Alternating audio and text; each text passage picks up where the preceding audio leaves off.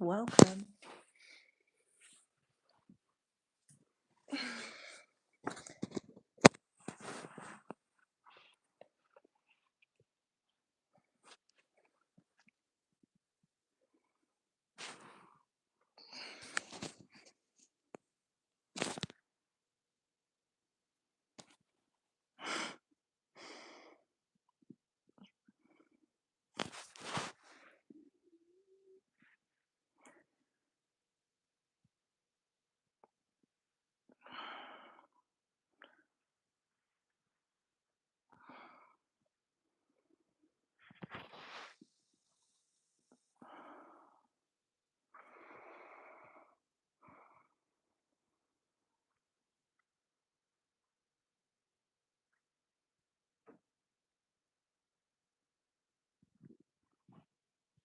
Hey. I'm just waiting for some people to come in before I start talking.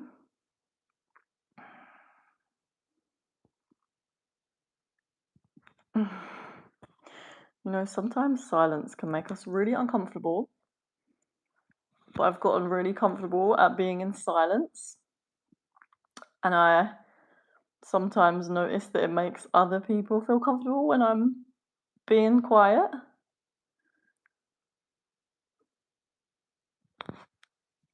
But I wasn't always comfortable with silence. I had to practice to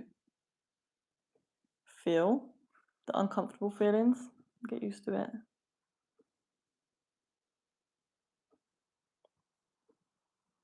Hi. Hi, Mark. If you're in the chat, say hi, guys. If you're on the live, say hi in the chat, I mean. I'm just waiting for a few people to come in, and then I'm going to start talking about the subject matter, which is rest. And I wanted to talk about this because I think it's so important when it comes to creating anything. The rest, the value and importance of rest, I think it's really, really undervalued and overlooked, especially in our fast-paced Western world of just go, go, go. And the reason this topic, I was inspired by this topic because I've been doing my target is to do 30 days live. I just set myself this challenge to do 30 days live. And yesterday was like day 10, I believe. And I was feeling quite drained after. And I was like, I don't know how I'm going to do another day on live. And so I was like, okay, well, I don't have to. I could always have a day off. It's absolutely fine. And so I decided, I'll see how I feel later on. And I had some nice self-care moments, really meditating and enjoying some silence, which I think is the best form of rest. And whenever I rest, like really deeply rest, meaning for me, that's going into meditation, doing whatever I can to quiet my mind, being still in the body, allowing my whole body to rejuvenate. Happy International Women's Day. Thank you, Peter. And whenever I do that, I get a lot of new ideas come through. It's like my mind starts to reflect on the last section of the cycle, which was the action taking. And everything that I've learned from that, I'm reflecting on it in my meditations naturally. And I get new ideas for how to move forward. So the rest part is just so important. And so I'm not going to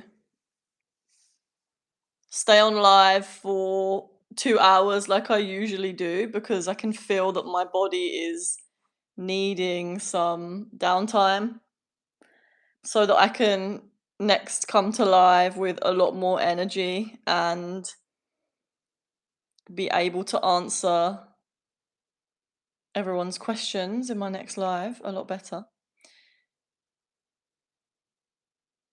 And I think what I'm going to do tomorrow is really go into detail the cycle of creation, and I'm going to explain why rest is such an important part of all of the cycle, and it can just help us to level up even more. I was watching this video yesterday, random video on YouTube, and it was so relevant. There's this guy called Barefoot Charles.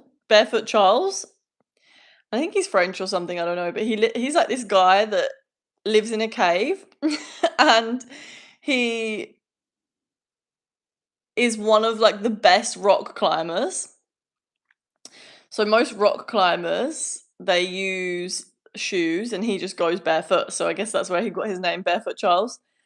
And he was talking about so he was talking to another climber, and the other climber was saying that he does like 4 or 5 sessions a week training, and Barefoot Charles, who is like one of the best climbers, was like, I do like 1 max session a week, and then he might do like a couple little sessions for fun, but really training, he does like 1 a week, and the rest of the week he's just preparing for his training session and resting. And you could just tell that he was so wise, and he was doing less training sessions than all of the other climbers, but he was way better than them.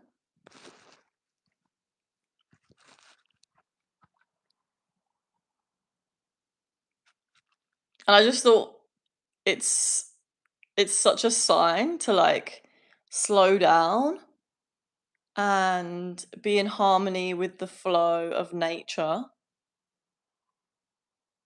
not rush the process.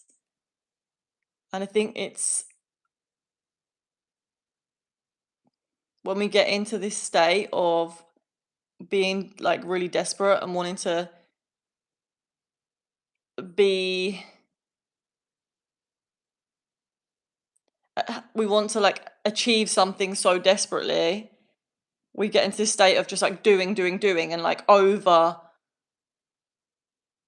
doing it out of this desperate state, and we end up actually hindering our progress by doing that, because we need them moments to just sit down, just take a rest and listen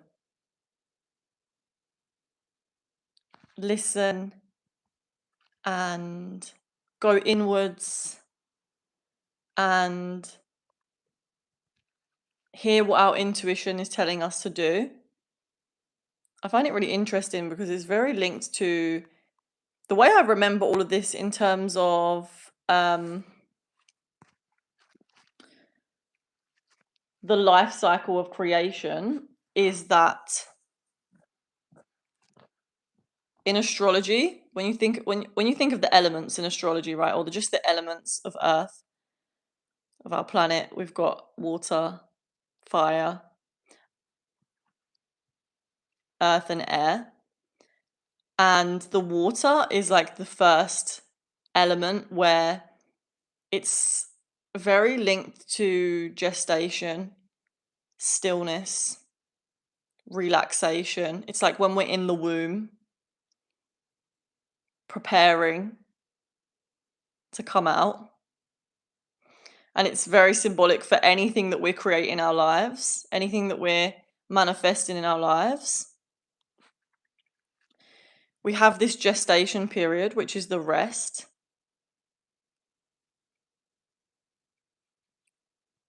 And during this gestation period, we are reforming, taking what we learnt from our last cycle of action taking, and then listening to what our heart wants us to do next to move forwards. And if we skip that part, we can get very burnt out. And when we're burnt out, we're not coming to our project with the best energy.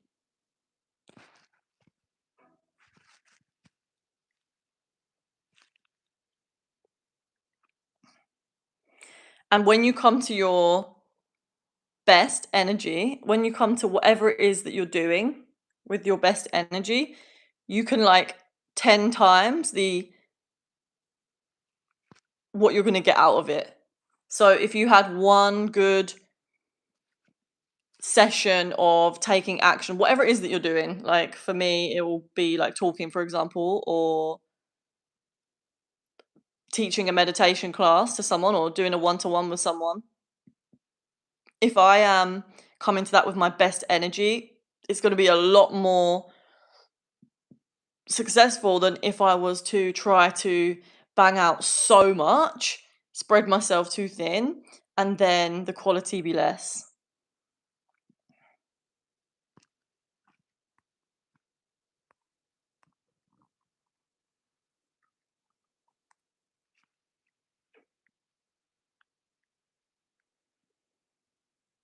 And that's why I really resonated with that Barefoot Charles guy, because where he said the rest of the week he's like preparing for what he's doing, it's like the dedication to the craft is so inspiring to me.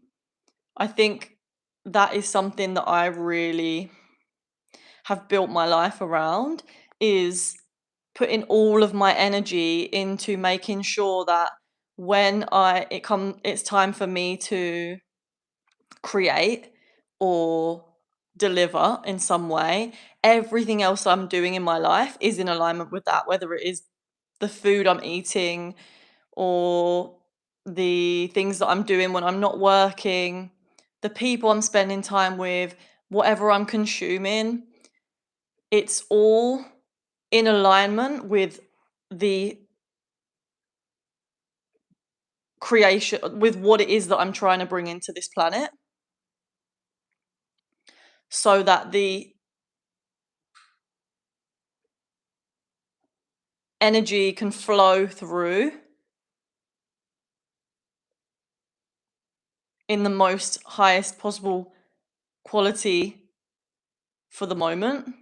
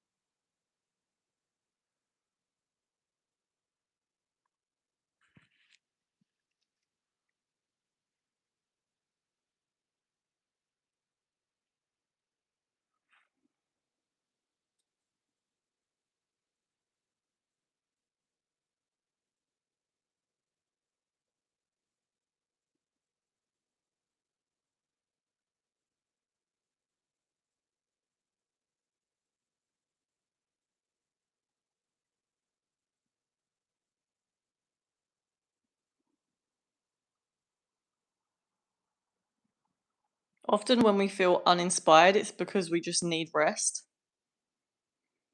We need to take time to allow our mind to rest as well as our body by doing something that calms our brain, whatever that is, whatever works for you.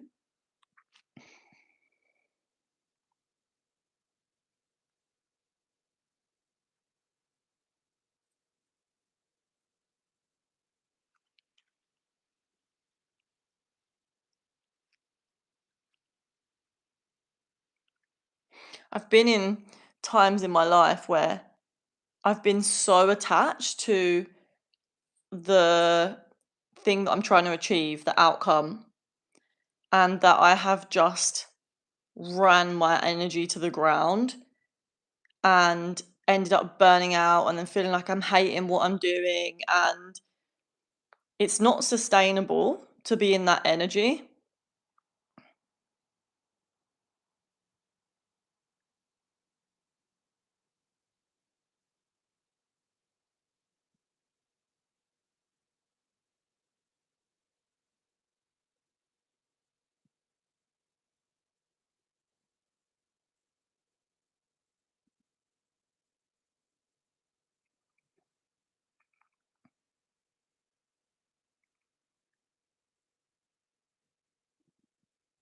So if you are feeling like you're uninspired or burnt out or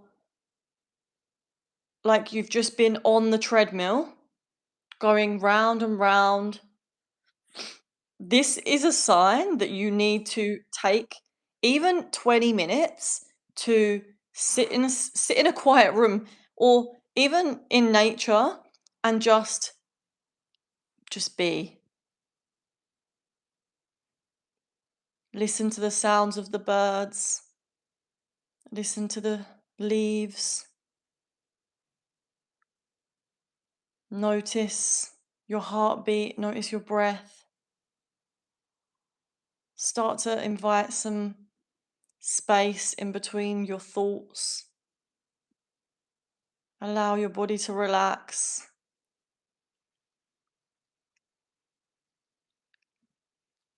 And then listen to your body. Maybe it wants to take longer than 20 minutes. Maybe it wants a couple hours. Maybe it needs a whole day of just doing nothing. No stimulation, no TV, no Instagram or YouTube. Just sitting in a room quietly can do absolute wonders.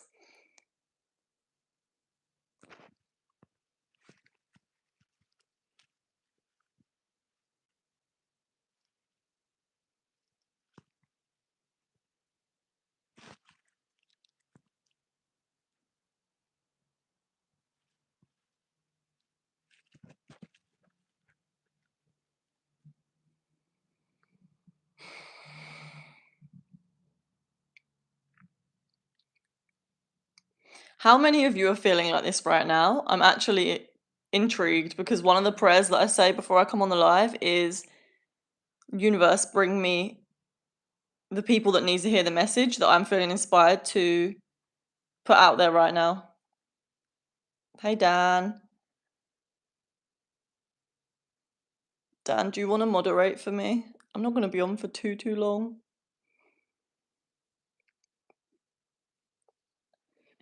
Because I'm not in the mood to moderate right now. I'm just talking and I can't be bothered.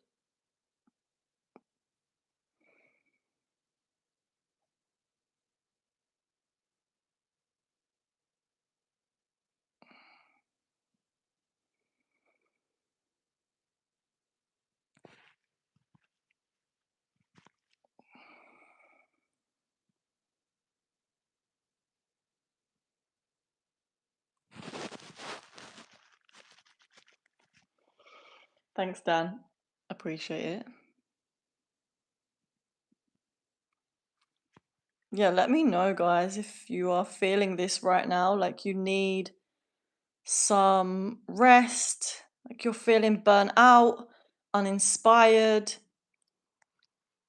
Sometimes the ego can start to go into panic, and think there's something wrong, if we feel uninspired or we feel like burnt out, but our bodies are so intelligent. It knows what it's doing. It's part of nature. Every animal has its rest time, and it's even part of the cycle of nature. You can literally see it in so many areas. Like I was just talking about the elements, right? You have water, which is like the gestation. When you're in the mother's womb, you're resting, you're getting ready to be birthed. And then you have fire, which is where you're being pushed out. That's the passion, the energy that comes from being in the rest state. When we've allowed ourselves to rest for enough time, we've allowed ourselves to be comfortable with that boredom, then we start to and we get ideas. That's when the passion starts to ignite. We maybe like notice an idea that we actually want to take action on, and then it can start to bring up this fire in us, this life force in us. And then we use the next elements, which are organization from the earth, the stability, really having consistency with what it is that we're doing, and then the air, which is using the mind in the most beneficial way that we can to serve the whole, to serve. And then you've got the seasons, which are also very symbolic for this process. You've got winter, which is our resting period. We're much less likely to have inspiration during the middle of winter because it's time to hibernate, it's time to go inwards. Not to say that you wouldn't want to do anything. I know, like, through the winter, I was still taking action, but it wasn't the same as, like, as we've gone into spring. It's like, whoa, I can feel the difference. And I was really resisting the rest when we went into winter because I was feeling so uninspired, and my mind was like, there must be something wrong. But there was nothing wrong. It was just that I needed to just take some time to reflect on how the last season went so that I can listen to my inner voice and listen to my intuition and know what to do next.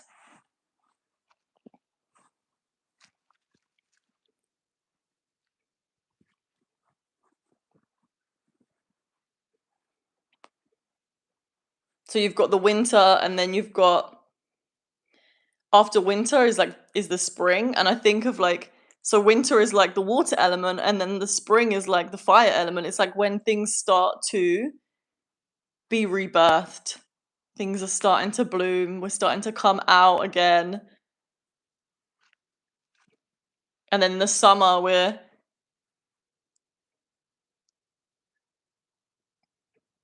really in it.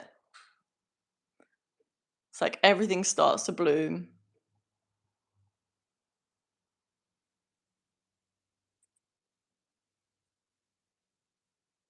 Or everything's fully blooming.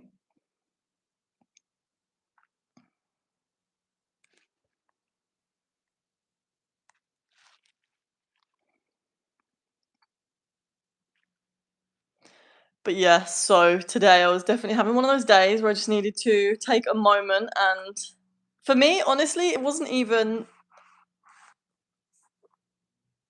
like, I literally rested for like 3 hours, and then I felt so much better. And then I had the idea whilst I was resting, okay, I'm gonna go on to live and talk about resting then. Because that's what's alive in me right now. And I'll just do whatever my body is feeling like it can do.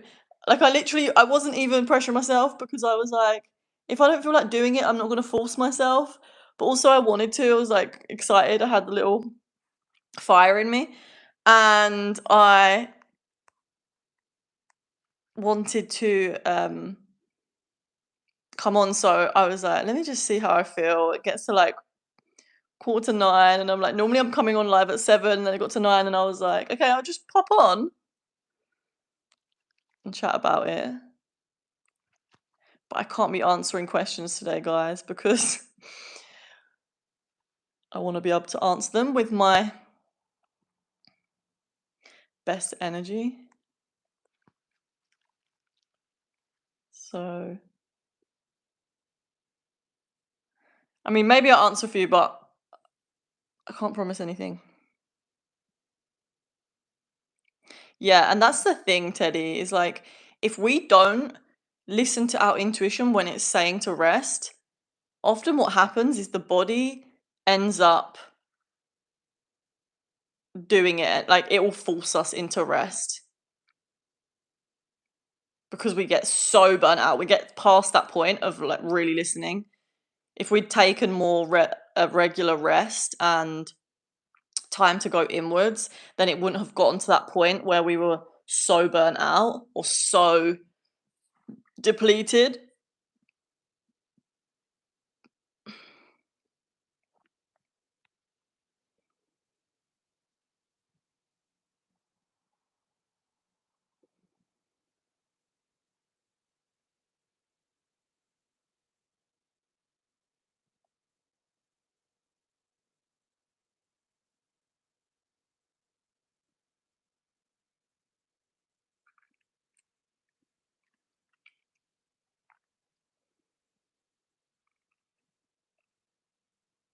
I feel like it's such a interesting way the world works, like in our universe where we have these patterns that are playing out on a macro scale. So we've got the the seasons. And I know that's not macro, but that's like on our planet. We've got the seasons. And then we have within them seasons, we have smaller cycles. So for like the feminine, we have our 4-week cycle, or it's not exactly 4 weeks, but the 28-day roughly cycle, which is mirroring the seasons. And then we also have that within the creativity. It's just this cycle of creation that mirrors the seasons. But then also, even when I'm talking, I notice it. And sometimes I'm talking, I say something, and then you'll probably notice me just go silent for a second because I finish what I'm saying for that part and I just have to listen and see if there's anything else that wants to come through. And I do the same thing with my creative projects. It's like, okay, nothing's coming to me right now, so I take that as a sign that I need to just be quiet. Because God always, the universe or source always comes through with more ideas when I tune in. Especially when you've been acting on ideas. You create this atmosphere of creation. It's like your whole energy becomes in harmony with this cycle of creation, with nature. Just constantly going with that cycle of nature.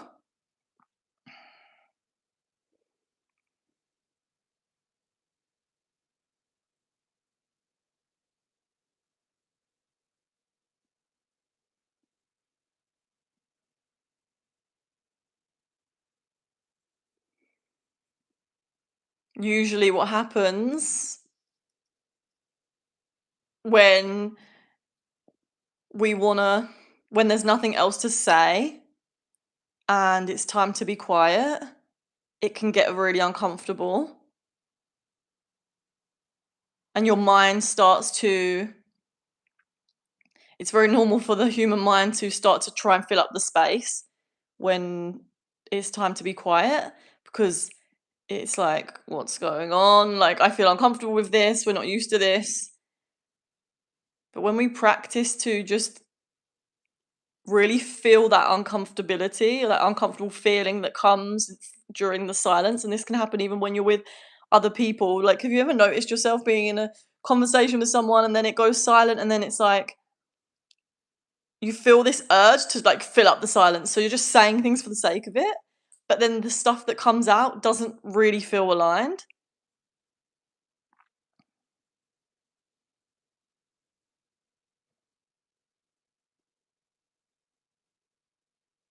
So I've learnt to really get comfortable with any awkwardness that I'm feeling.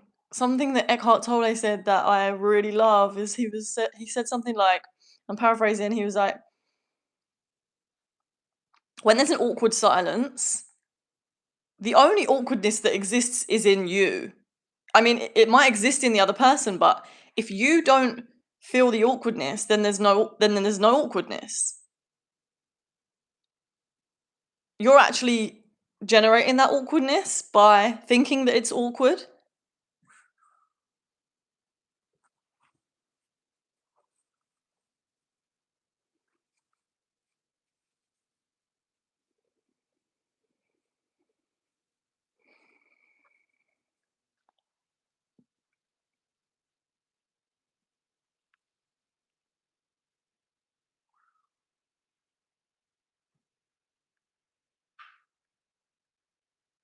And if you put your attention on the awkwardness or anything that comes up that's uncomfortable during silence, you start to build your tolerance to sitting with uncomfortable emotions. And this opens up a whole opportunity to be more aligned with your higher self, because you can now start to hear the whispers of your soul. Your soul speaks in very calm communication. The universe, source, it's very calm, whereas the mind is very like crazy, agitated, like loud.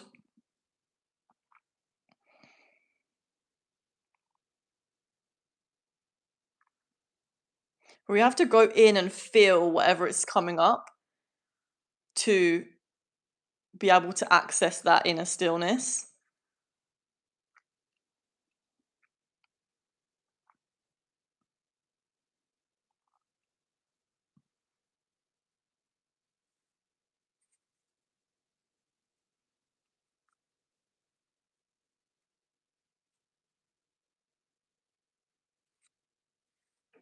Does breaking social role in life supposed to be uncomfortable?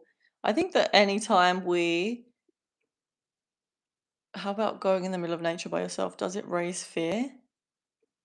Are you asking me if it raised fear for me personally? I feel like anytime break we try to break a pattern that is a result of conditioning from society, it's gonna be uncomfortable because we're not used to doing it. If we're not used to doing it, then it's gonna make our ego and our mind freak out because we're used to doing what feels comfortable.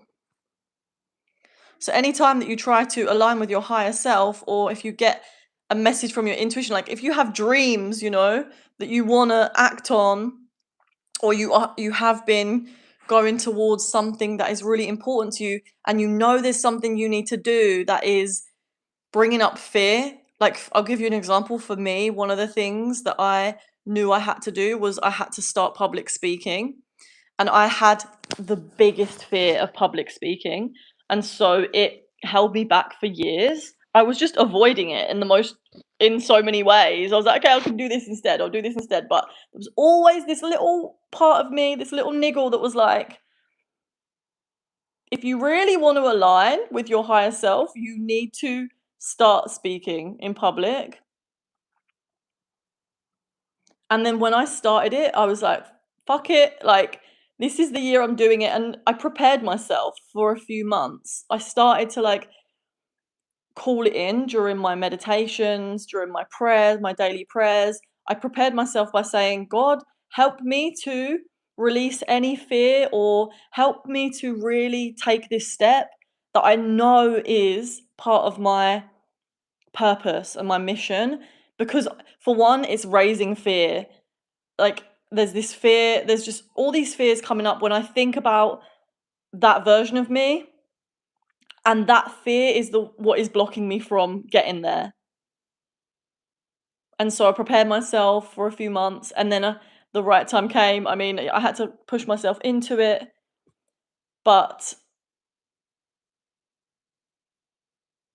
when I did it, it was like Oh my god, I should have done this ages ago. Why didn't I do, like, I've been holding myself back. Like, this was a while ago, but I was like, my highest, like, once you start taking action, yeah, on what your highest, like, what, there's these little niggles, there's these little your intuitions of, like, there's something that you know you wanna do and you haven't done yet because there's something that is bringing up fear for you. That is the way forwards. When you start acting on it, you're like, it made so much sense why I was being called to do that now.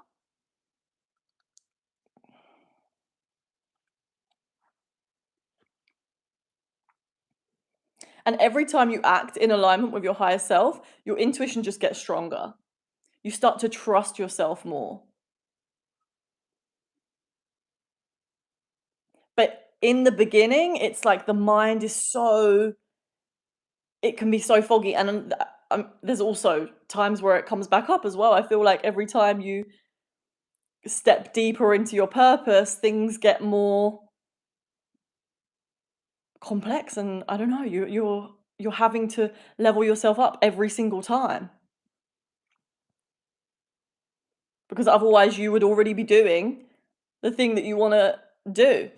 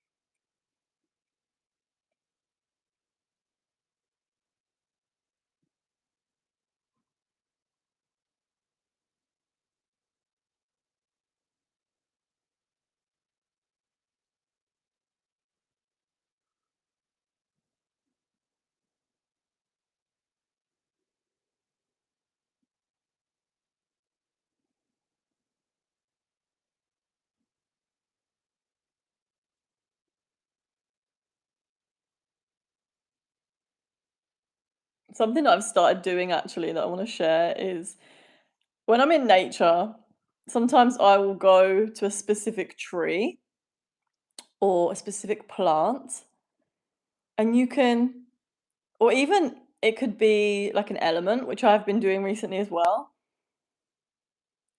If you focus on that thing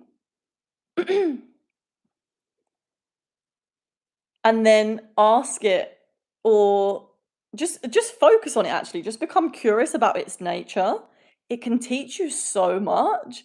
Like, there's this one tree that I really like, and I feel like the more time I spend around this tree, I just feel like it's honestly like greeting me as I come up to it, and I just feel like I have such a relationship with this tree. Anyway, one time I was in this moment of resistance to rest. This was a few years ago. I was, like, really desperately trying to like, bring into my life what it was that I wanted, and so I was just, like, wanting to take action, and I didn't know what to do. I don't know, I was just in one of those moments where I was resisting the rest, and I went and sat at this tree, and I was, like, speaking to the tree, and I said to the tree, "What, like, is there any messages that you have for me right now that you could help?" And I just sat there and meditated, and then this message come through, and it was like, I can't remember the exact words. I wrote it down, but I don't have the notebook. It was basically like all the seeds that you're planting will bear fruit, but you just have to trust. And the way it was said was so much better than this, but I wish I had it. It was like the gist, I'm trying to explain the gist, but it was basically just saying that just take one step at a time and trust that in time your efforts will bear fruit. Does that make sense? And you can do this with like any element, any piece of nature. You can just go and meditate with it and see if it has any lessons for you.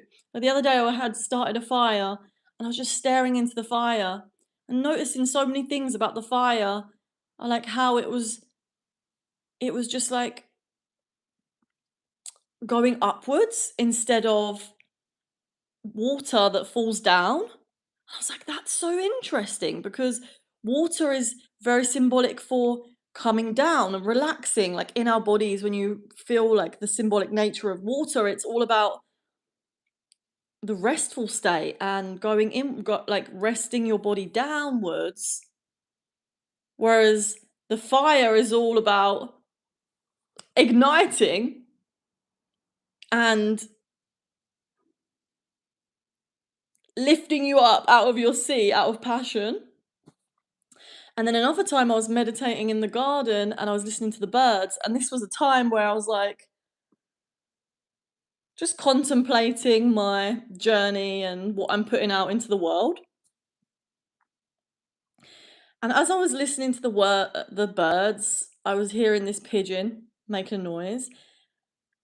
And I just thought, wow, like that pigeon, the sound of that pigeon has soothed my soul since I was probably, I don't know what age, but like so young. I've always loved the sound of the birds. And I was like, that pigeon has no idea that it is even calming my nervous system down. So the pigeon is just doing its own, it's just going about its day, doing its own natural thing, expressing in a way that is the most natural way for it, not thinking about how many humans it is helping by just making a sound. And I was like, why don't we do that? Like I took that as a lesson of if I just express myself in the way that is in harmony with my own nature and not worry about who is getting something from it or how much attention I'm getting from it, like all of that stuff that is just external validation. If I was to be more like the bird and just express and let go of any attachment to the effect of that, is so much more peaceful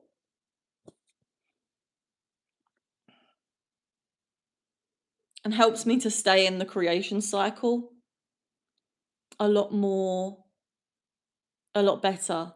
Because I find that as soon as I'm looking for external validation or thinking about what people think of what I'm creating and putting out there, I'm back in the mind. And that instantly cuts me off from my connection with the infinite flow of intelligence and creativity that I get when I'm sitting in stillness or when my mind is not interfering. The mind needs attention, the mind needs validation, but our soul never does.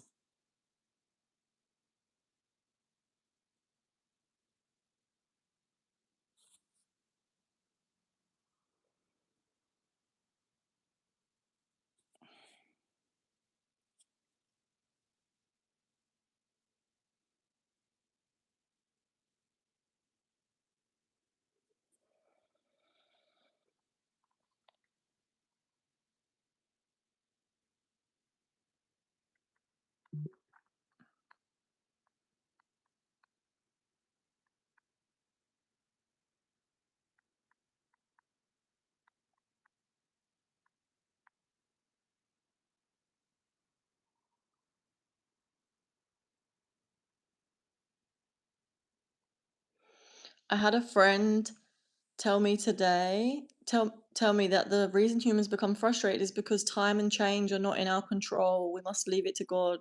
Yes, liquid skittle. I agree.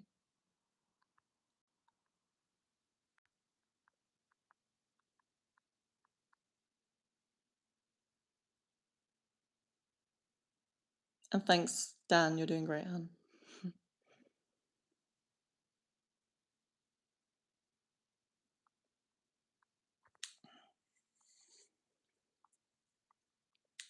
You know, someone said the hard part is when life's circumstances distract you from your purpose.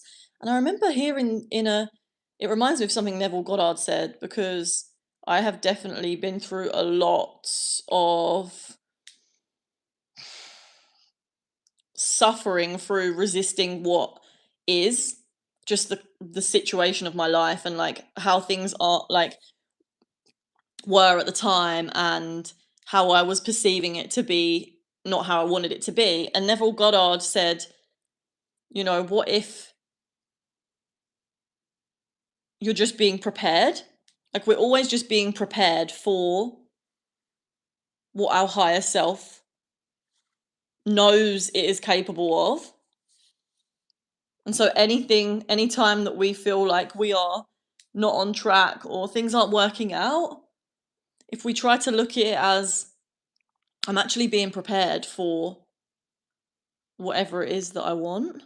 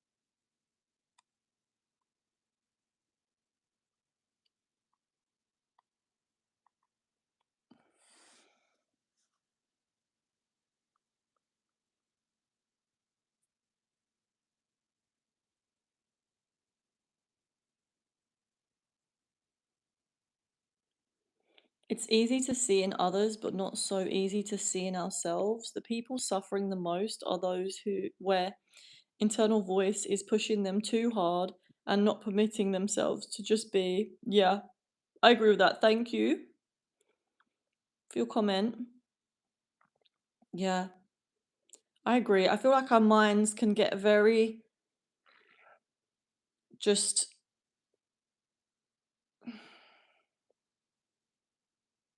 crazy.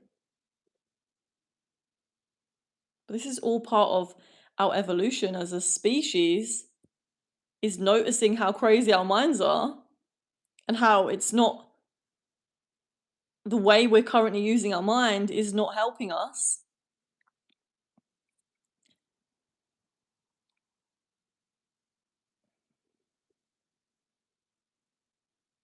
Actually, that's the perfect time to read you this little passage from the book, Meditations by Marcus Aurelius, because I knew I was going to read this one today, but like I feel like it's a perfect segue. So, yeah, this is Marcus Aurelius Meditations, Penguin Classics edition. I love this book.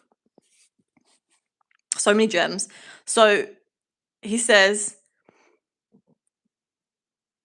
is my mind sufficient for this task, or is it not? If it is, I use it for the task as an instrument given to me by the nature of the whole. If it is not, I either cede the work to someone better able to accomplish it, or do it as best as I can, calling in aid someone who, in cooperation with my own directed mind, can achieve what is at this particular time the need and the benefit of the community. Whatever I do, either by myself or with another, should have this sole focus, the common benefit and harmony. I love Marcus Aurelius because, for one, I love how he calls the mind, like the directing mind, because it reminds you that you need to direct your mind. The minute the mind starts to like be its own, be in the driver's seat, that's when we end up causing harm to ourselves, causing harm to others, if we're not vigilant of how our mind is using us. And so I love how he says directing mind, because it's like you're actually directing your mind. You are the director of your mind. And it's something that we have to keep practicing to do, especially if we're not used to, or we've got a really active mind. It's honestly like training in the gym. I always think this. I always say this to people when I'm teaching them meditation, is like, because people always say, "Oh, I can't meditate because my mind is just like all over the place and I think too much." And I'm like, "Well, that's like saying I can't train in the gym because I'm too weak." This is the reason we're doing it. It's normal to feel like that in the beginning.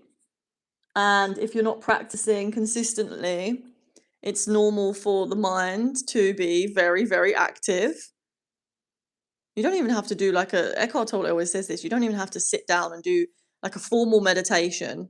Like I do a lot. I like it. Makes me feel good. But some people it doesn't. Some people are better at practicing mindfulness whilst they're doing things, like washing up or just, I don't know, listening to music or whatever. And I also love how Marcus Aurelius always talks about whatever you do should be in harmony with the whole. And there's another little line in here which I love, which I'm going to read out. It's really small, but he's like, what does not benefit the hive does not benefit the bee either. So if we're doing something that is out of alignment with the whole, we're also doing something that is out of alignment with ourselves and creating more disharmony for ourselves.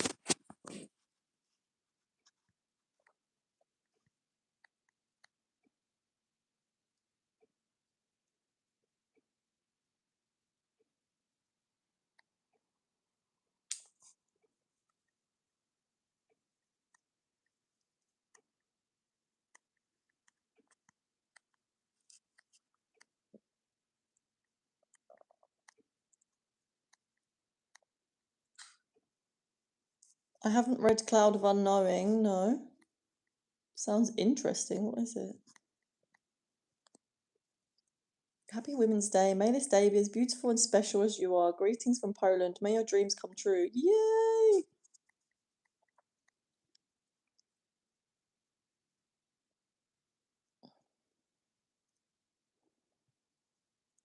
I also love how on International Women's Day, I'm like accidentally, I didn't plan this, but talking about rest, and like rest is very linked to the feminine principle. Obviously, we all have feminine energy. We all have all of the elements.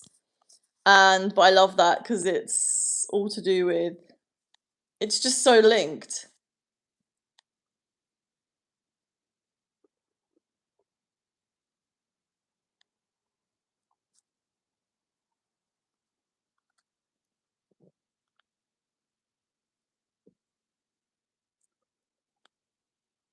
God asks for 10%, but when you give him your all, he who gives his life for my sake shall save his soul.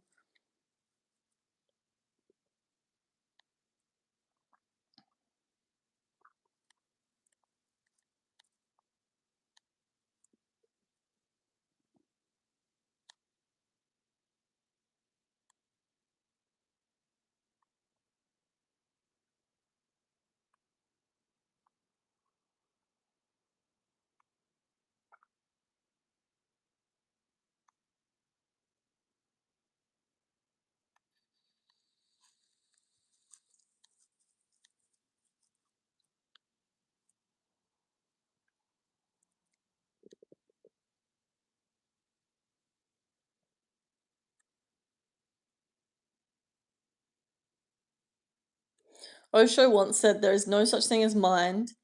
There are simply thoughts, and we call the collection of thoughts a mind, just as there is no such thing as a crowd.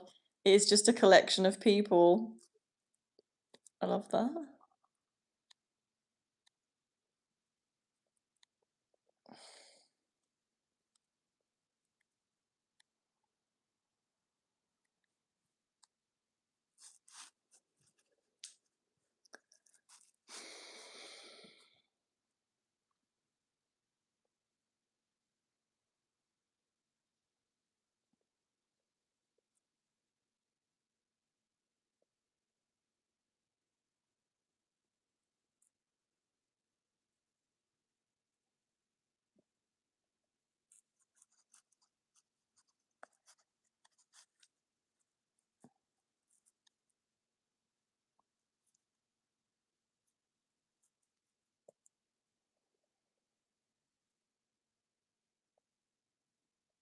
Tim, sending you love and hugs right now.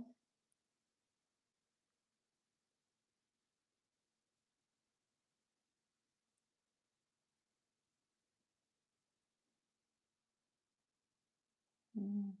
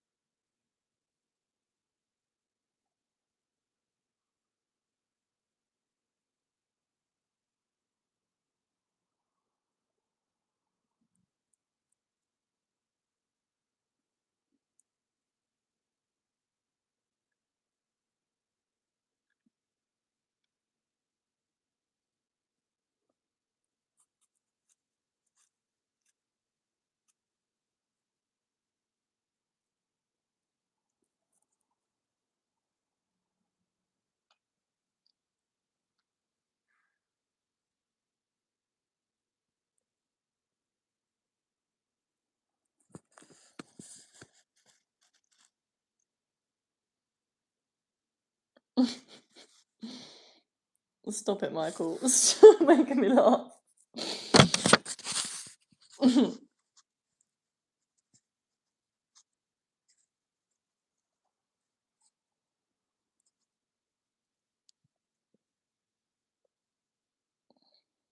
Isn't it just so nice to sit in comfy silence? Mm.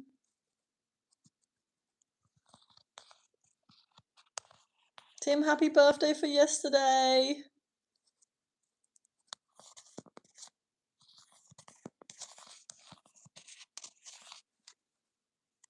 Sending you so much love and hugs.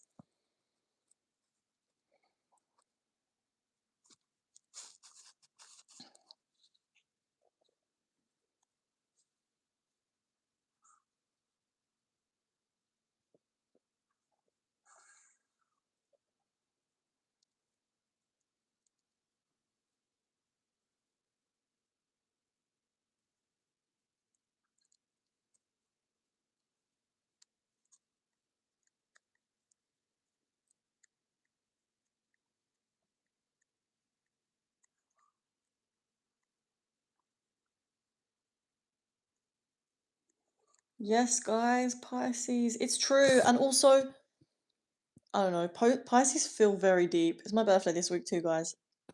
And so, Tim, I feel you. Like, I too have been through a lot of feeling alone. And so I'm here with you. Please just know that you're never alone.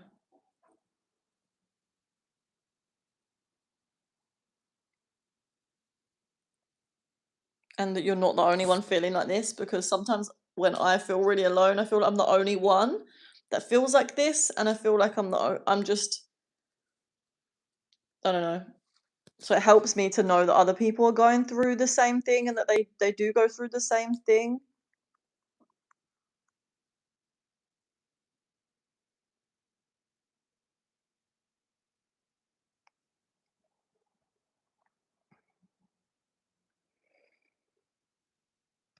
Can everyone just send Tim an energetic hug?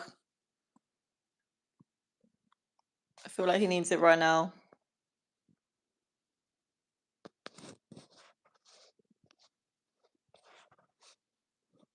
We love you, Tim.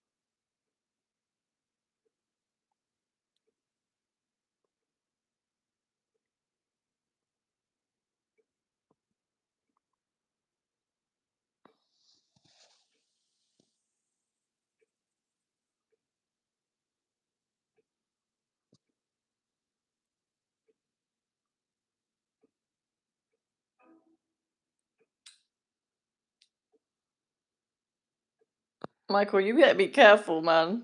'Cause you're gonna get blocked soon.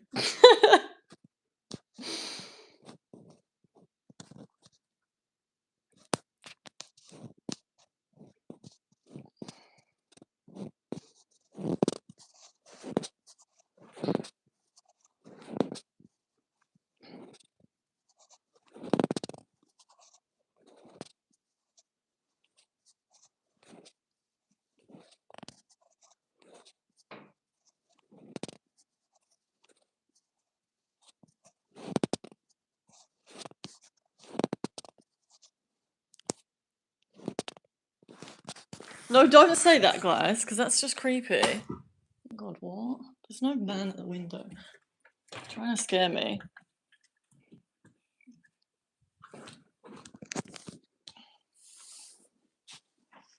Okay, thank you.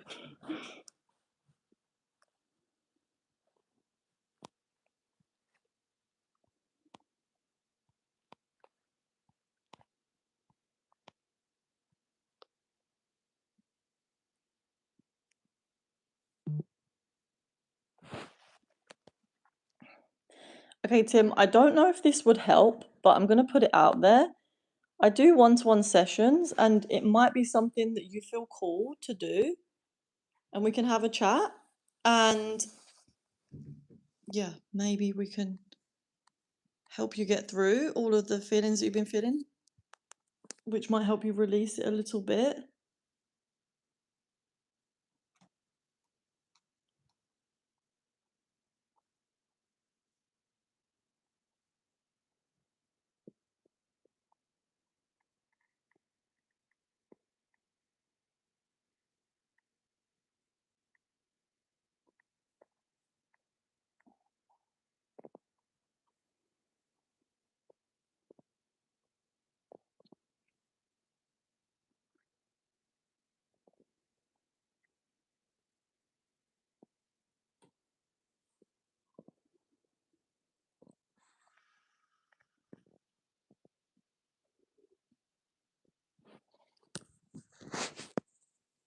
If so, Tim, just email me if you want to chat.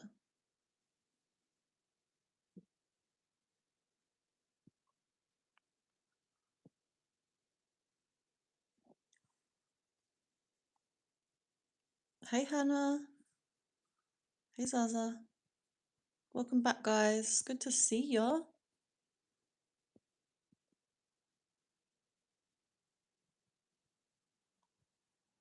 We're having a very chill live today because I was saying that I needed some rest. The last 10 days have been quite intense. In a good way. Fun. It's been fun getting to know you guys, answering your questions, building a little community out here.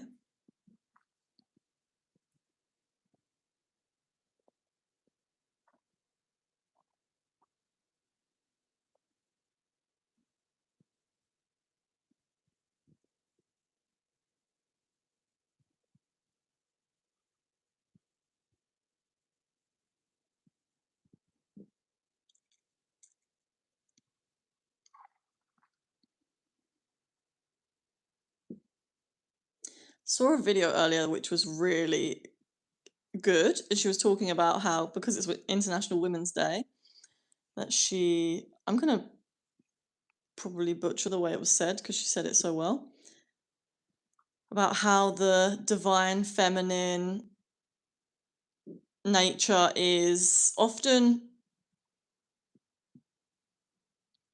underappreciated because it's very ephemeral compared to the divine masculine, which is very the opposite of ephemeral, whatever that would be. So characteristics like creativity and nurture and intuition and very, I guess they're very like spiritual in nature.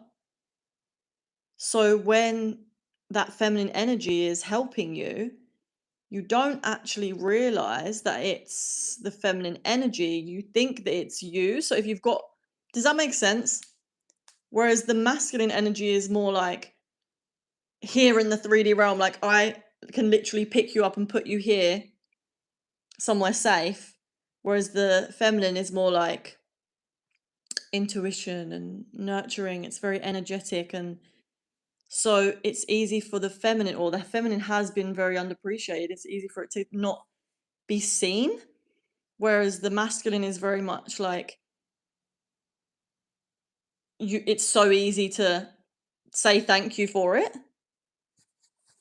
So yeah, I probably did butcher that whole thing, but I wanted to share because it was really nice.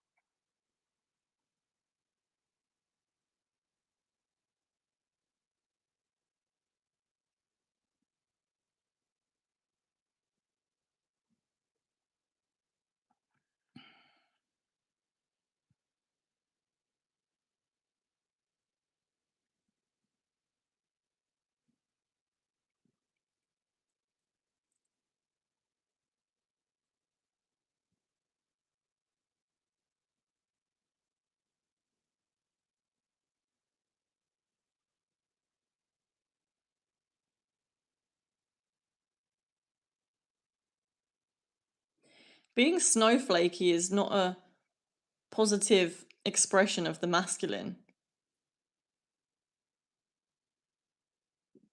That's like passivity.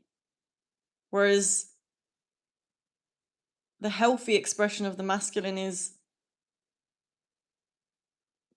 being direct, like actually going for what you want, taking that action, not passivity. So it's not that. So right now, it's just that this energy is not being expressed in its healthiest way. I think both the masculine and the feminine are being suppressed. The feminine being suppressed way more, but as this whole feminist movement became so extreme, the masculine started to diminish itself and things just came way out of whack, out of balance.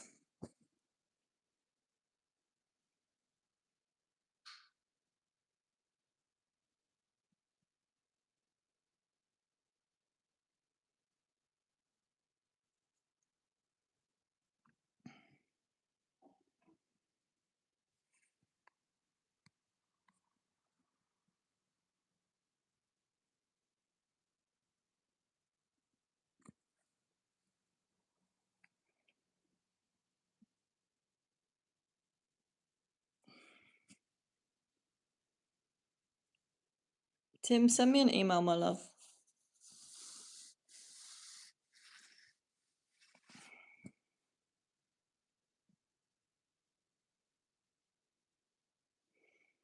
No, I agree, Tan.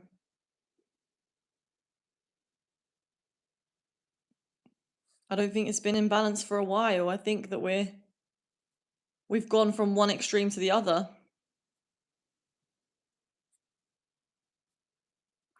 It's like literally swung one way to the other, and now it's we need to find a way to create harmony between the masculine and the feminine so that we need to realize that every single thing that nature has created is needed in order for things to work properly. You can't push any one out. We're all part of one big family, and we all have our own unique piece of the puzzle to express.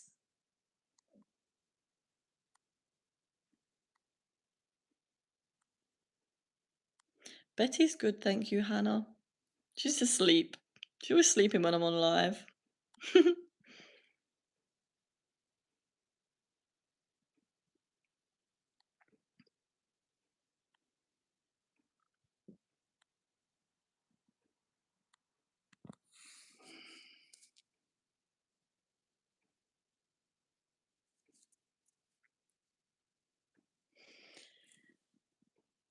I don't think men are more feminine, but I think that men are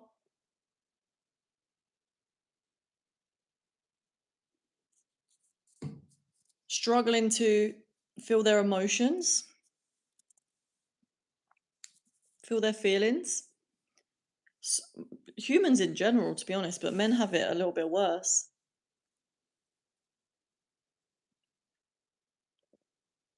And I think they've also been kind of, because of the whole feminist movement,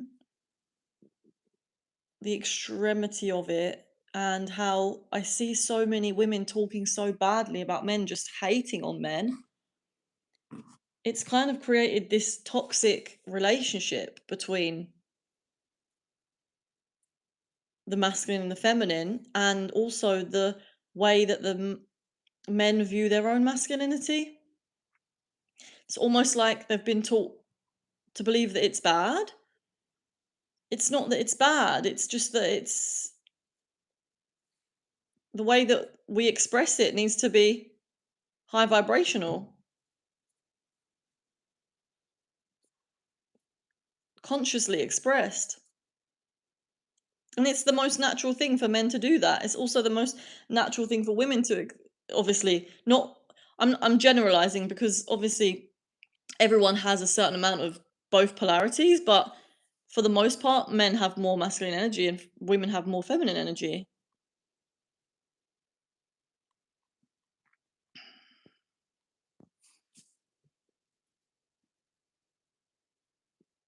Do we have an International Men's Day?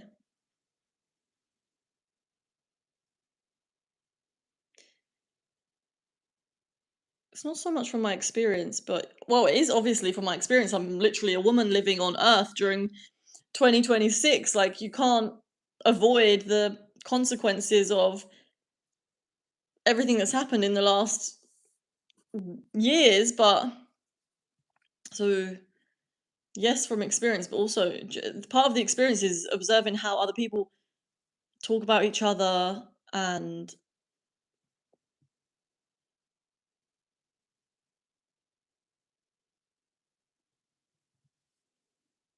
The system is just not set up for our uh, divine expression, you guys. That's why the only way that we're going to create harmony on Earth is if we create a new system. This whole system has to completely be rebuilt. We have to find creative ways to rebuild it. We have to come out of our conditioned way of acting in order to rebuild. But in order to do that, we have to trust. Honestly, the one thing that helps me the most is to remind myself every day, this is gonna sound weird, but like that I'm gonna die, become comfortable with death. Because I think one of the things that holds us back from really creating change is just our fear of death. Because it's like if do you know what I mean? I don't even know how to explain that, but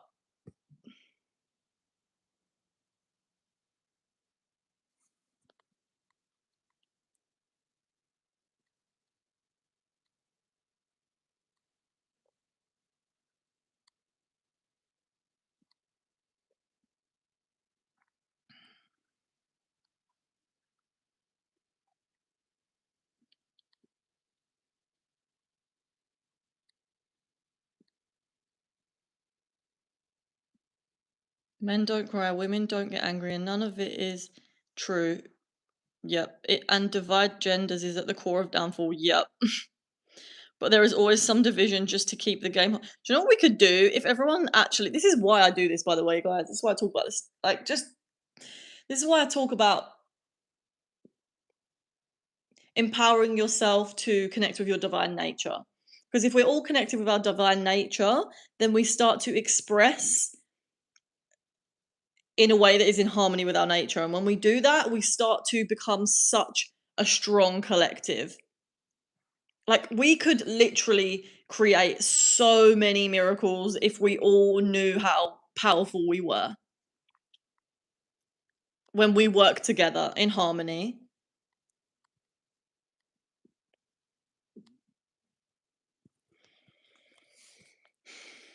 What can women do to reach balance? What can men do? I mean, I feel like it's the same for both of us. We have to start becoming more conscious. Do whatever we can to bring more consciousness onto the planet.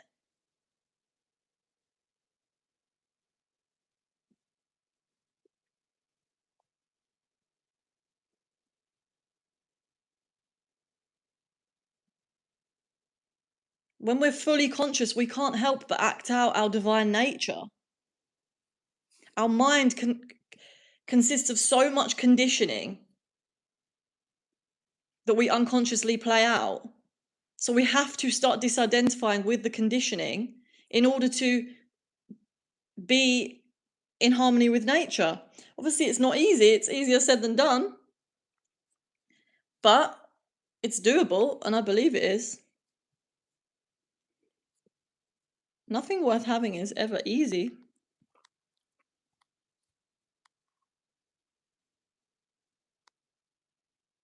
We have to start also being honest with ourselves about the patterns that we're playing out.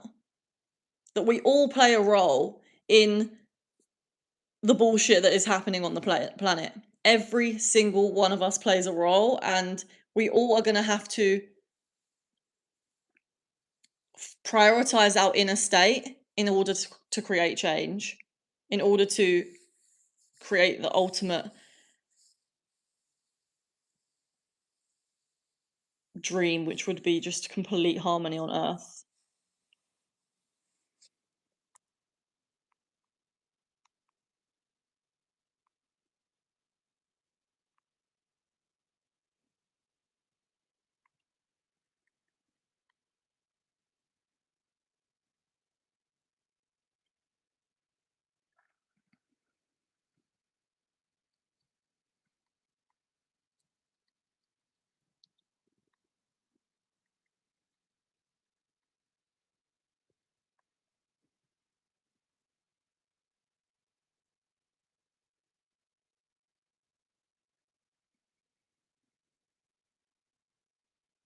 Thanks, Helge.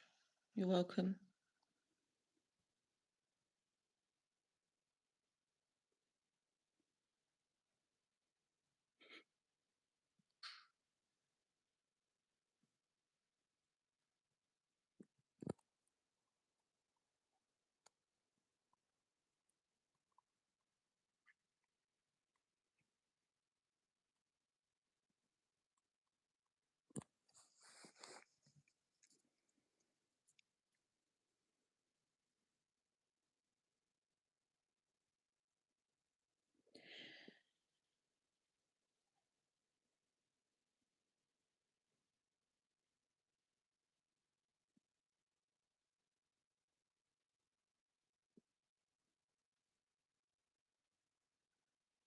Mm-hmm. Yes, CJ.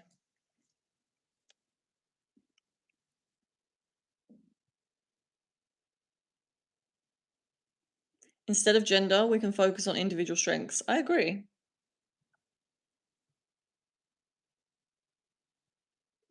But I'm not talking about gender though, I'm talking about energy. Because I do believe that you can be born in a male body but have way more feminine energy. Of course, you can see it. That is true in nature. Same with women. There are women that have way more masculine energy.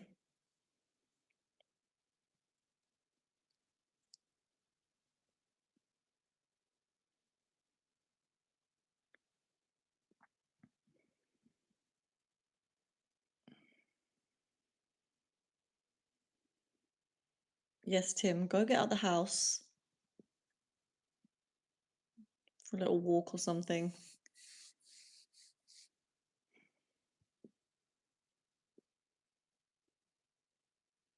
Should we say a little prayer for Tim?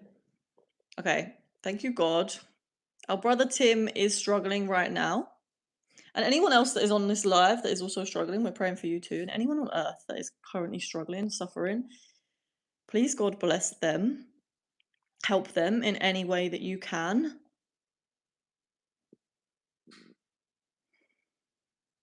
No one deserves to feel alone. May we send love to every being on the planet that currently needs it.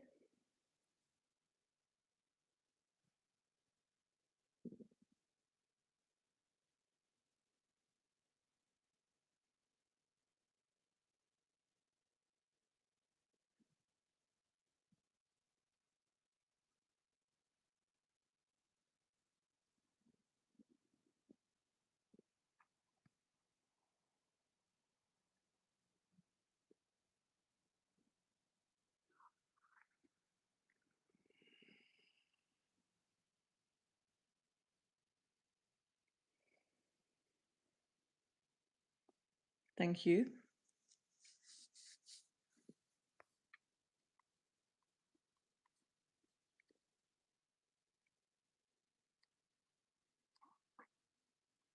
Protesting, etc., has not worked. People need to find peace within and unite, putting focus on peace instead of the wars. Yes, CJ. Yes. The inner state should be our absolute priority right now. Everything flows from the internal state.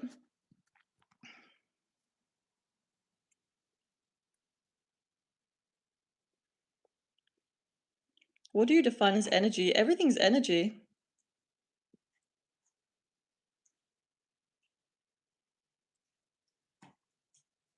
What is the definition for energy? Someone tell me.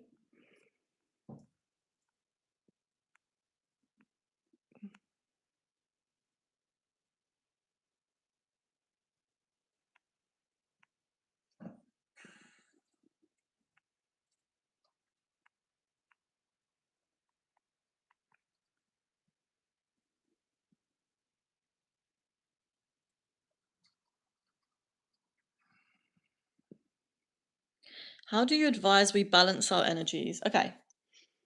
So, one way that you can start to balance your energy is by looking at the elements in astrology. Okay. This is just one way, but this is one way that has helped me a lot just to understand. And you don't even necessarily need to know your birth chart or know your whole astrology to do this. That helps, definitely helps. But if you're not into astrology, you don't need to. Just knowing this is going to help you to start balancing your energies, okay? Also, okay, let me just, if you think about the elements and you look into how they all represent a different aspect of our energy, of everyone's, you've got the water element that symbolizes rest, intuition, creativity, um, the subconscious. It's all to do with the spiritual, the ephemeral. It's a feminine element in astrology.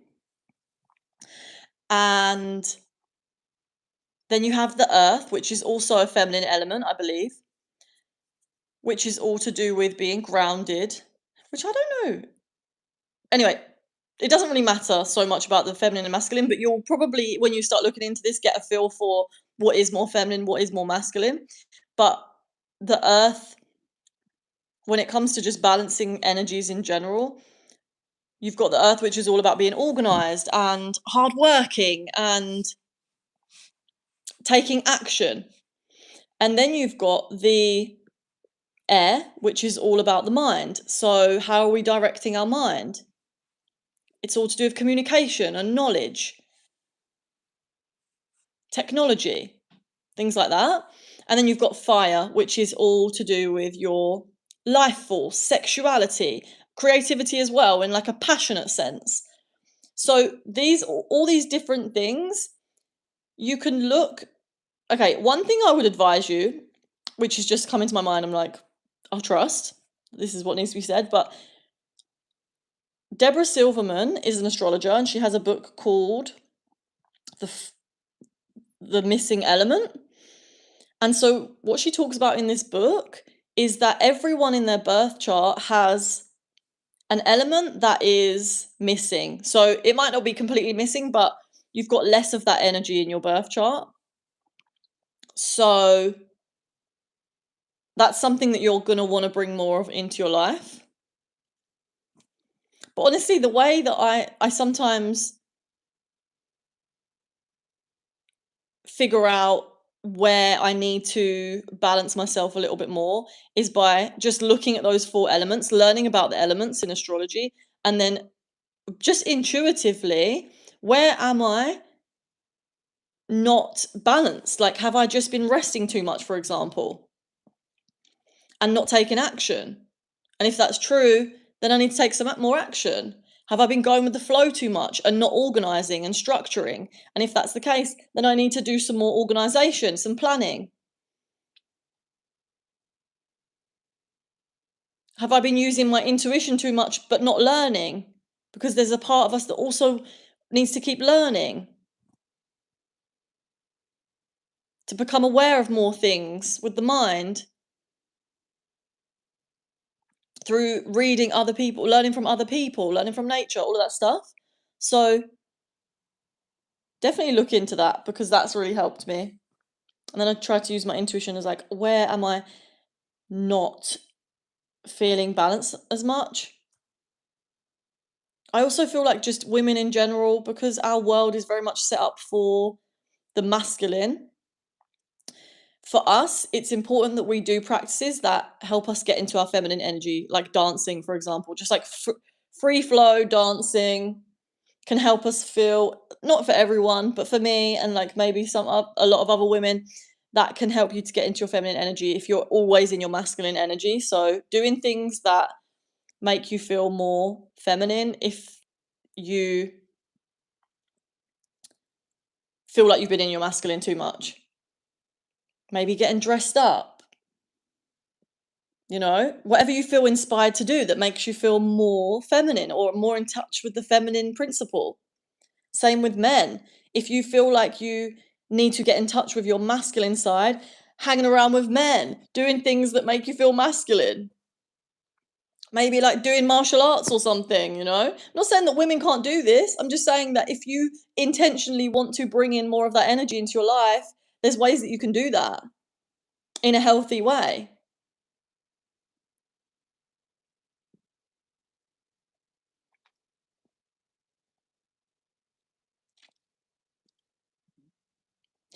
Being with other women, I find being with other women really helps me get into my feminine energy.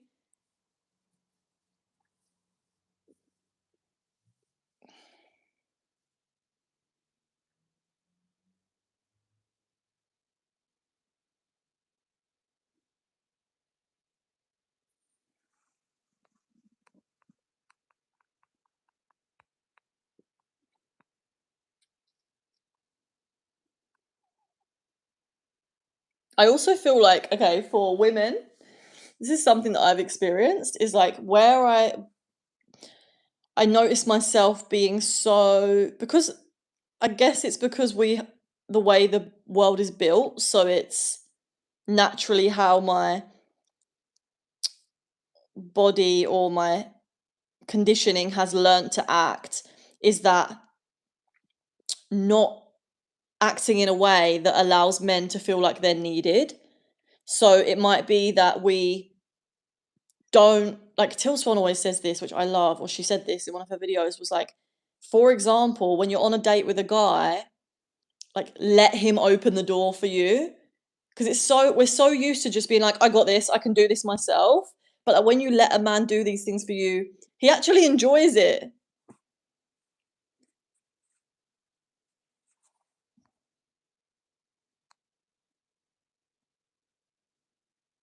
And then showing appreciation for that as well. Makes me feel like so girly when I've got like that situation. I personally love it.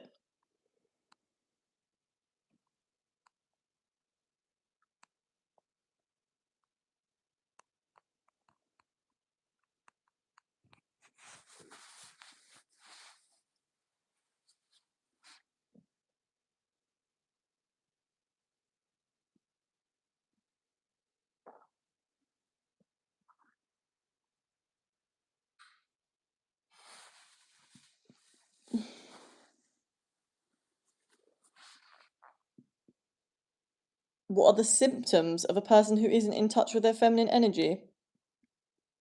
Of a woman that hasn't. Oh my god, I feel like there could be so many symptoms. Like, I feel like a lot of illnesses is because, or just,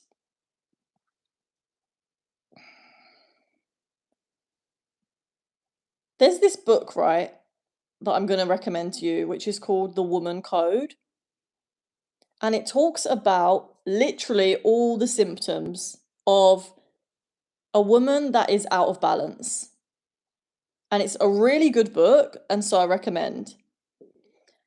This lady, Elisa Vita, I believe her name is, she suffered with polycystic ovaries, I believe, and she was told that it was incurable. And what she did was she decided, no, I'm not going to take that for an answer. I'm going to cure it. And so she went on this whole journey of figuring out how to cure her PCOS. And what she realized is that, so in the pharmaceutical industry, the medical industry, this has been happening for years, and it greatly does not serve the females. And this is happening for many different areas as well, but specifically what we're talking about now, they will say, like, for example, something like PCOS, or even like period pain, or endometriosis, or something like that, is like they'll say that that's like I don't know, like an illness, or it's, I don't know how she described it, but you know what I mean, right? It's like it's the illness, but actually it's not. It's a symptom of something going on much deeper. Our bodies are so intelligent, and so all these symptoms that we get when we have problems with our bodies are just our bodies screaming at us, telling us something is out of balance. And that could be our diet, our lifestyle,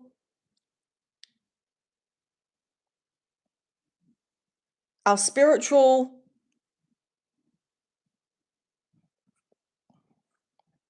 aspect. It could be, it's all to be looked into as a whole. And so anything that you're experiencing with the body is a symptom of something going on, of something much deeper, where you're out of alignment.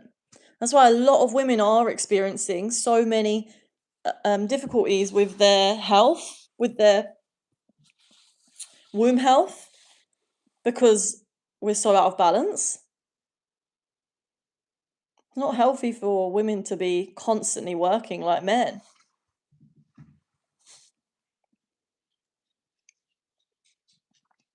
Not in that way anyway, because obviously I think for certain women they probably can, but I do feel like a lot of my girlfriends and people I talk to about it in the community and just in general agree that like we don't feel right in this setup of society. We have so much value to bring to society, and the 9 to 5 work week is not it.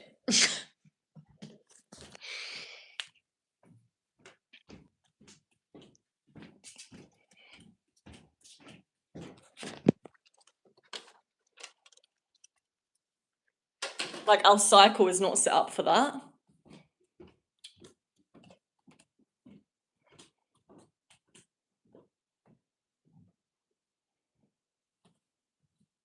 But yes, Hannah, look up The Woman Code, because I feel like you would enjoy that book. Just in general, like anything that you're feeling in the body that is like an emotion, for example, that is a more constrictive emotion, something that is more negative, is a sign that you're out of alignment in some way, in the way that you're thinking. It's resistance to something. So when we tune into our bodies, ask our body what it needs, whether that is a emotional feeling that's coming up or a physical ailment, we can really go in and ask ourselves, okay, why is this happening? And our intuition is so powerful that usually you'll have something come up. Like recently, I've been getting more spots, right? And so I was asking myself, what is it? Like, why am I getting more spots right now? And then all of a sudden, I have all of these thoughts in my head. Okay, you haven't really been drinking that much water. Okay, so intuitively, I'll drink more water. What else? I've been using this lip liner that contains some toxic ingredients that can be really bad for hormones, so that can cause acne. So I'm like, okay, intuitively, all these answers are coming up. If I hadn't have asked myself that, I wouldn't have had those answers. If I didn't trust my own intuition, I wouldn't have even asked. So we have so much power when we just ask ourselves, like if you're experiencing headaches or you have really bad back pain or something, and you go inwards and you ask that back pain, what is it that you need right now? What is it that's causing this? And then just be curious. What questions come up? Oh, that's why I'm drinking the water now.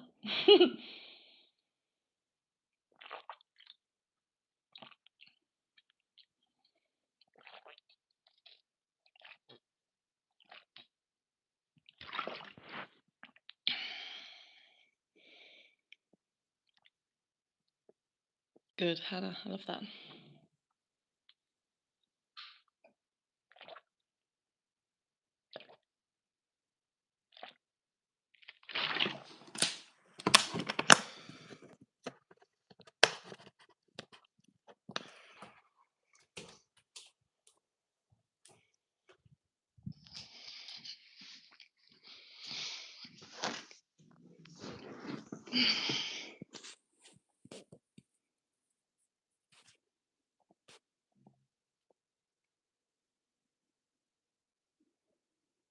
Thank you, Hannah. You're welcome. I appreciate you.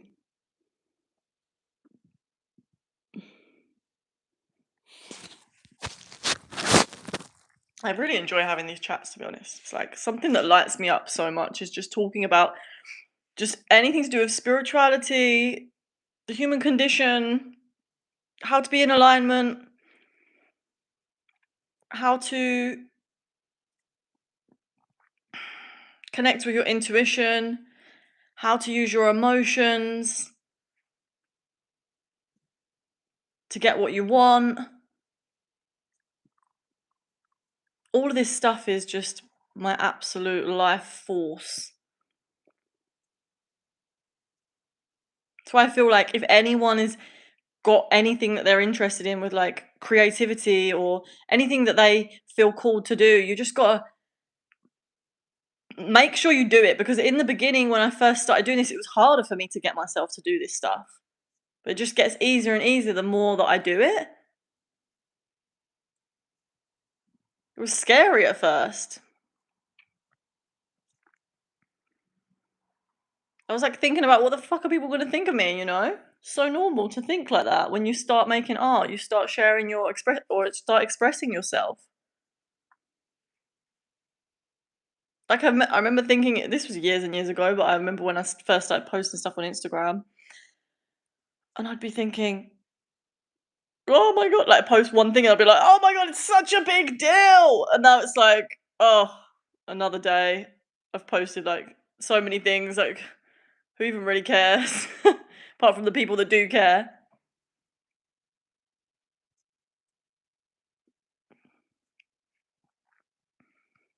I think every single one of us needs to express what's on our heart. I think that's part of the evolution of the species.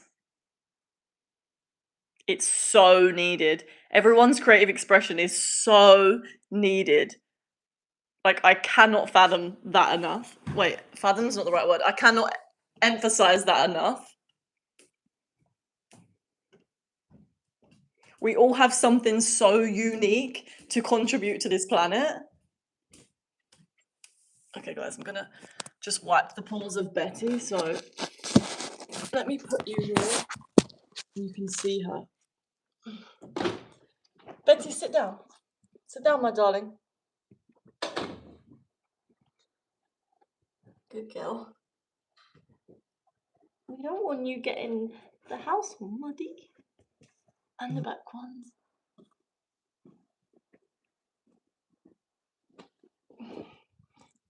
I'm in my pajamas today, guys. I really wasn't like inspired to like get ready properly. I was just like, you guys are just chilling with me in my natural form. Come on then. Betty, come. Come see the live. Come, baby.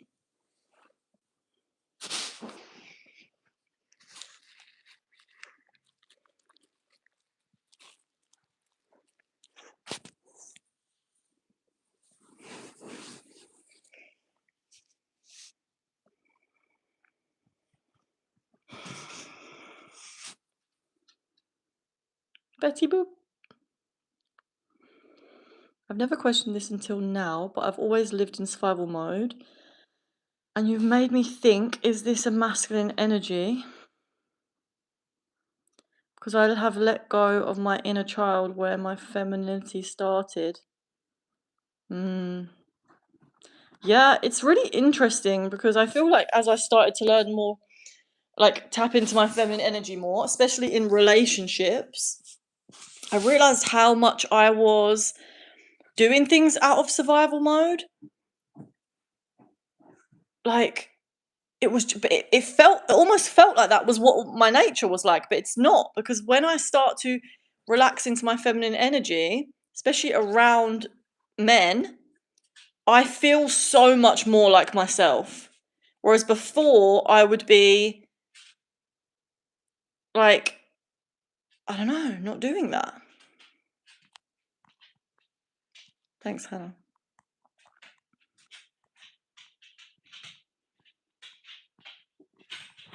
Oh! Ow.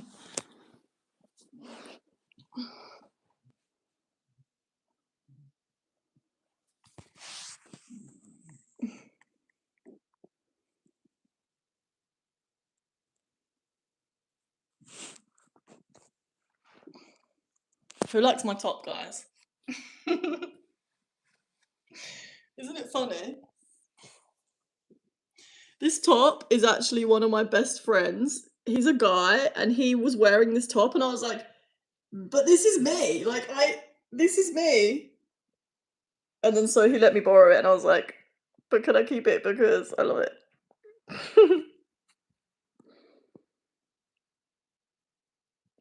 This is literally what I looked like when I was a kid. The fringe. It's funny. My emotional baggage. It's jokes.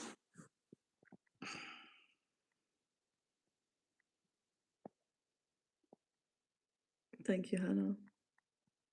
Honestly, I appreciate you so much.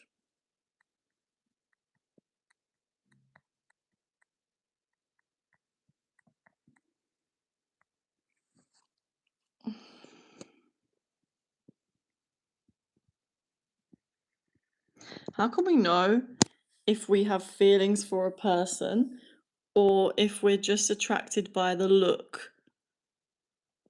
Like inspired, lol. What do you mean? Wait, okay. How can we know if we have feelings for a person or we're just attracted by the look? Like, okay, I'm just gonna answer this how I think the question is, but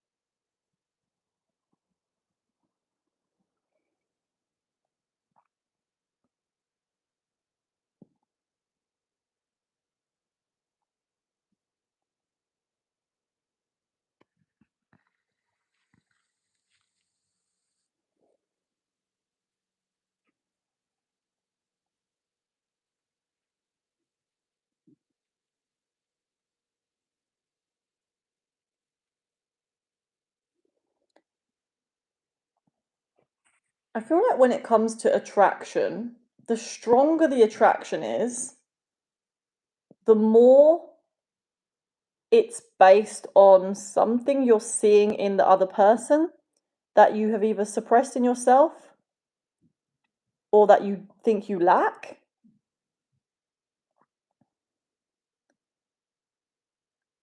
Like when we have that strong attraction that is like making you go crazy kind of thing,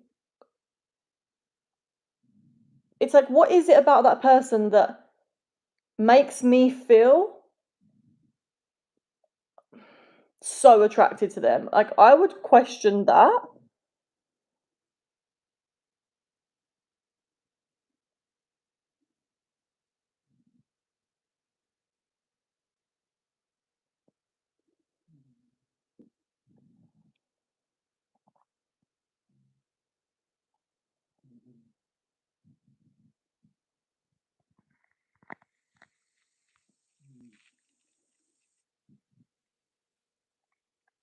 I would also like let things play out over time and see how I feel as more is being revealed.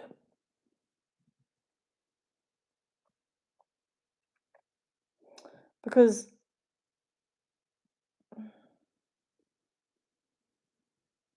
I don't know. I just remember Till Swan saying something about how the more attracted to someone we are, usually it's like it's not actually because oh, I don't know. I'm going to say this wrong, so I don't want to even say it.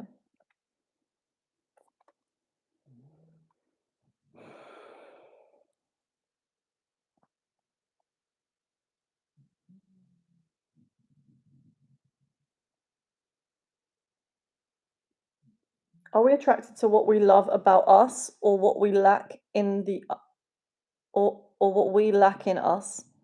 It might not. It's not like what we lack, but it could be what we perceive ourselves to lack. So if someone's like really creative and we think that we're not creative, or we've suppressed the creative part of ourselves, we might find them really attractive. But then as soon as we realize, or let's say that you tapped in with your creativity, you might not even be attracted to that person anymore.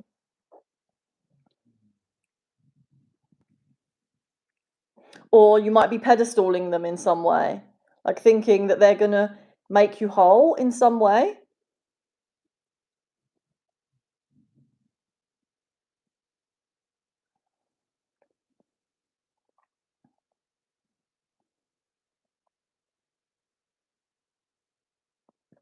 Like, are you thinking that this person is going to complete something inside of you? Or do you just genuinely love their company and want to spend time with them? Because there's a little bit of difference. One is coming from this energy of lack, and that I need this person for to make me feel better about myself, or to feed my ego in some way. And then the other one is more like a calm wanting to spend time with them just because that's what feels right in the moment.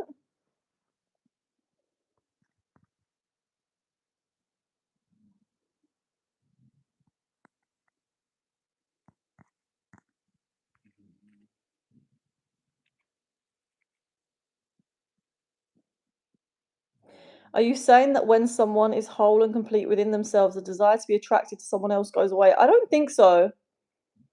I think that you can still have, it's not, I don't think it's so much that, do you know what?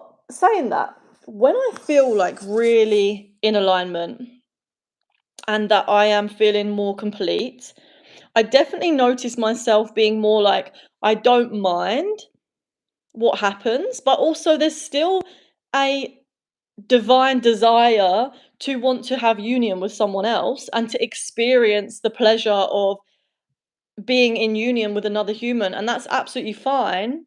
And that is, there is a divine version of the desire to have that experience with someone. But there's also a version of that desire that gets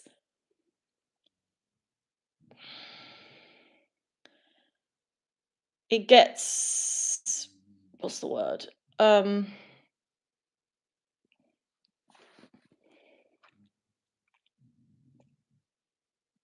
don't know. Our mind gets in the way, you know?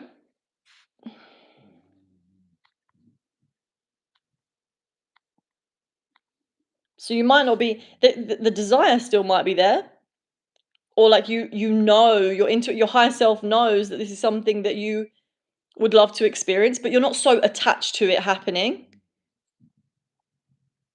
You're not so much like projecting onto other people like, oh, this could be that person, and like the attraction's really intense and it sends you on these massive highs and lows and stuff like that. It's more like peaceful, and okay, if this comes into my life, then cool.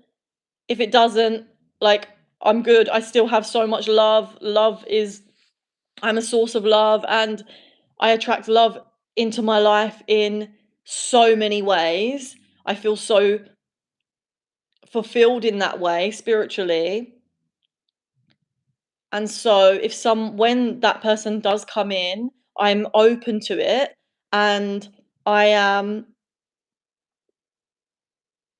I believe that if that's meant for me, then that will find me.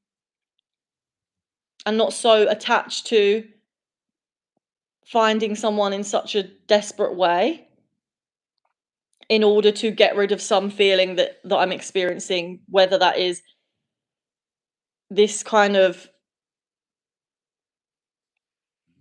emptiness.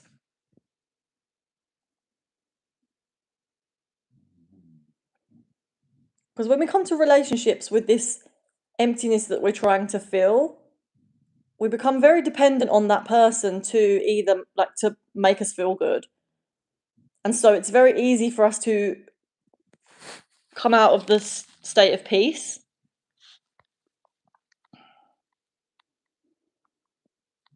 And the type of relationships you want to attract if you're coming to the relationship in a state of peace is the other person is going to also be on that same vibration. Whereas if you're trying to if you're in the state of like desperation and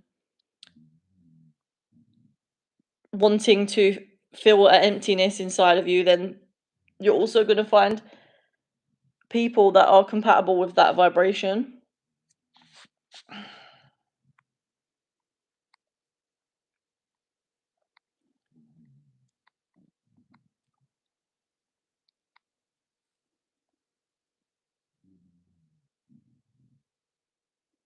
expression could be needed, but I think reflection could also be added to your list of essentials. Wow. You know what, Sultan? If you were here at the beginning of the live, you would have heard me talking about all of this reflection, and I literally came onto the beginning of the live saying how I was really tired and I needed to rest, and that inspired me for today's live because I feel like I wanted to talk about rest and how important it is, and it's all part of the journey and part of the creative cycle that we're in. The gestation period, the reflection, talking to God, listening to God, listening to source.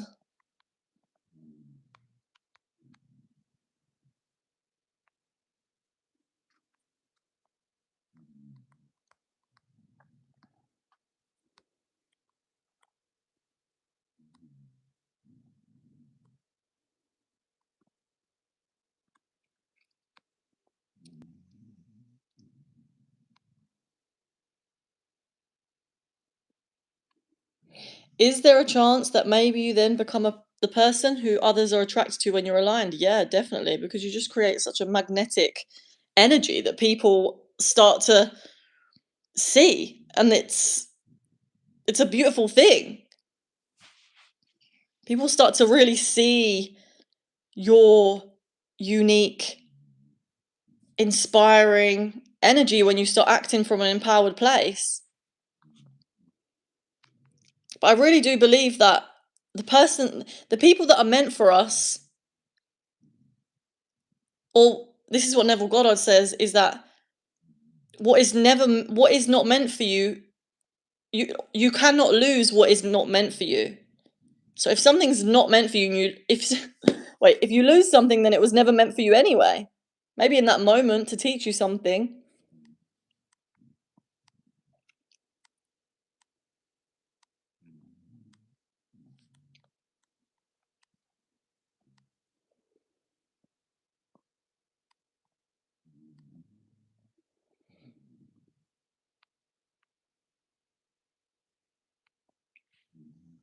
Do you think if it's one consciousness, we are really trying to find ourselves in others sometimes, especially when we are not aligned? Yeah.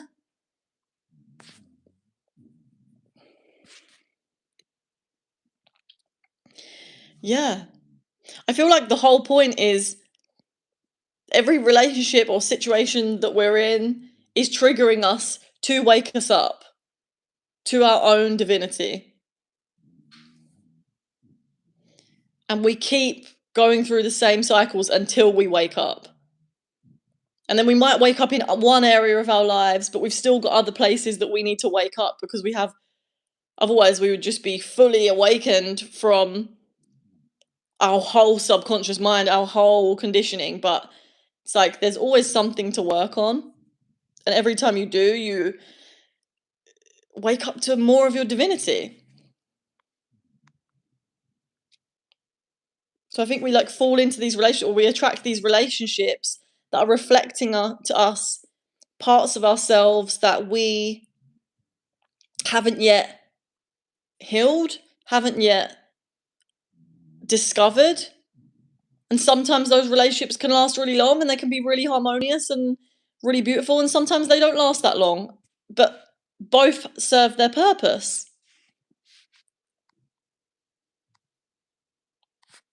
Do you believe in soulmates? I do, but I don't necessarily believe that we all have one soulmate. I believe that we can have many soulmates, even friends, dogs, animals can be our soulmates. But in terms of romantic relationships, I do. I think that I do. But I think the way I think of it is more like my soul. We have a soul connection, and that's people that like my soulmates are people that have soul connection with, like really deep. Like we see each other's soul, and like I can just be myself with this person, and I can just feel like no matter what I do, I just know that I feel safe with this person. I feel seen with this person. I feel wanted. I feel loved. Like these are my soulmates. We get each other, you know? You feel like you've known this person for like lifetimes, that kind of vibe.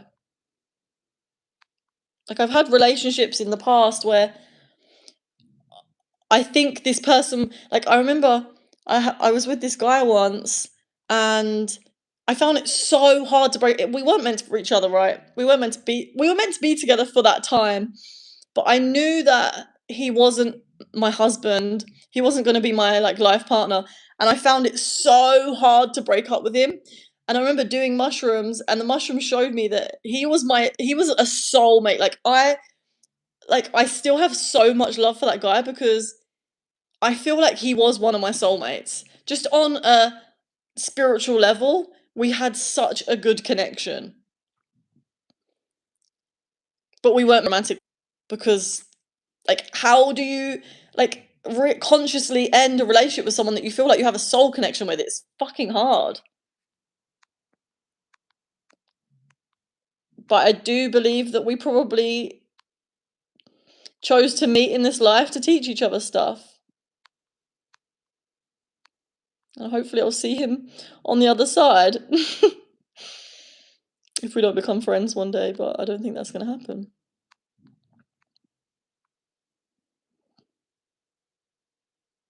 And I think that's what helps me as well, is like, that's one thing the mushrooms taught me was like to let go of this relationship because you are soulmates, and so your souls will always be connected no matter what.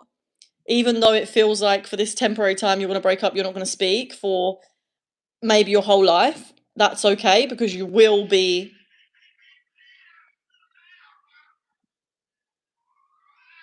Can you hear that noise? You will be reunited on the other side anyway. And even our, souls are connected. Can you hear that noise outside?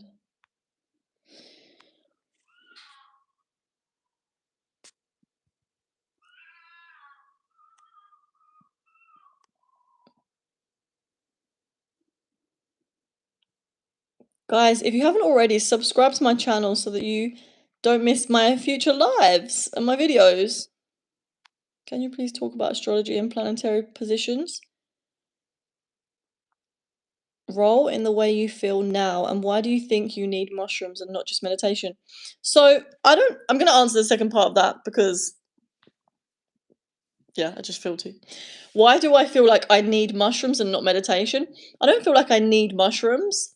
I don't do mushrooms that often, but I have had moments in my life where I have felt called to do mushrooms, and I have felt like they would really help me in this moment, and they did. Like, I decided to do it intuitively. I did it very intentionally, like, used it as a ceremony and made sure I was in the right place with the right people.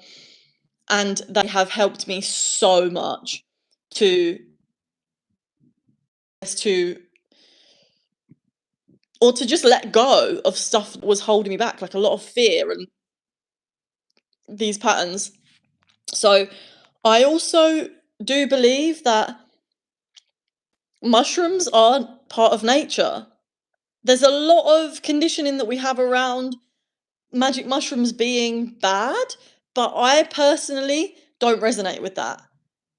We use all different types of plants for all different types of reasons.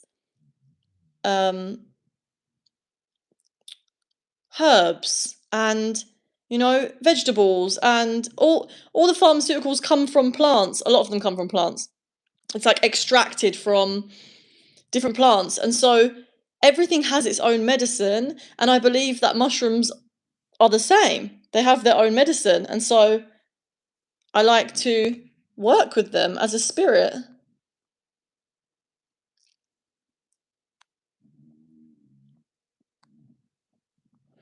The only thing I'm going to say about astrology right now and how I feel right now is just that it's Pisces season, and I always feel very clear and intuitive during Pisces season, like even more than normal, which is really nice. I remember feeling like this last year.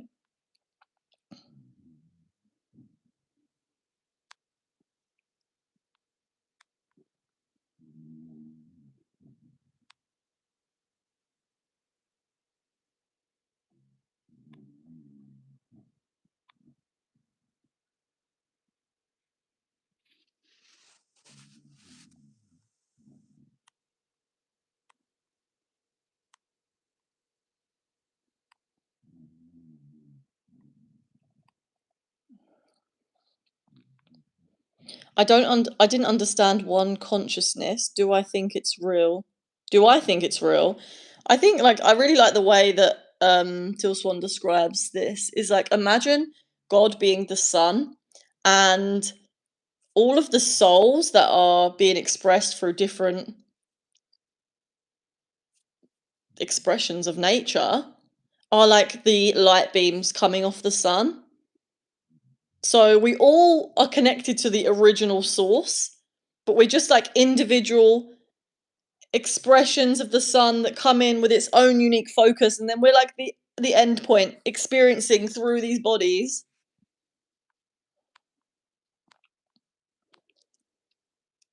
But on the internal realms, the part of us that's connected to God, we're all connected. So our energetic fields are all connected. If you go into a crowd of people, like you can feel like when you go into a country and the energy feels different to another country, or you go into a room and the energy feels different. Like we're all affecting each other in the energetic realms, and also like telepathy and psychic phenomena is proving that we're all connected, because how many times have you thought of someone and then they've texted you, or like things like that. They don't just these things are phenomena that happens to everyone,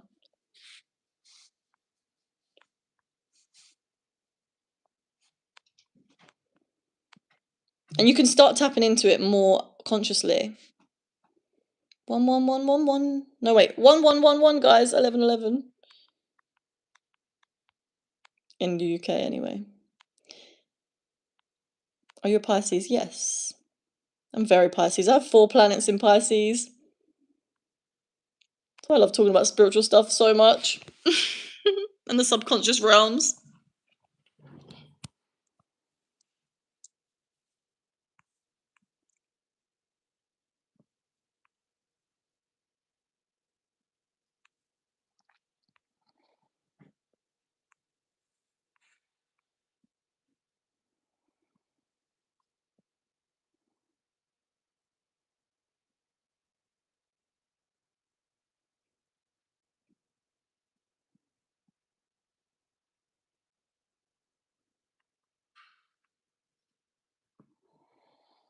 Final question. I have really enjoyed this. Do you think we all have free will, or are we predestined? Both. Just from watching near-death experience videos and listening to different spiritual teachers, it seems like there is a bit of both. We have a certain amount of free will, especially the more conscious we become, we have more free will. So when we are unconscious, we have a lot of karma playing out in the form of our conditioning and patterns. And that, not that that's, well, it might be predestined, but that reduces our amount of free will. The more conscious we become, the more we can not react to certain situations, because our reactions are rooted in our conditioning. So the more we can hold ourselves to not react straight away, we open up more choices of how to act.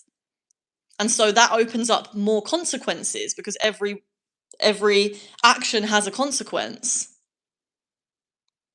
So we just have to become more conscious, and then we have more free will. And that's why I believe someone like Jesus, for example, fully conscious, it's like I understand, like it makes sense why he is like an expression of God, because God is full consciousness.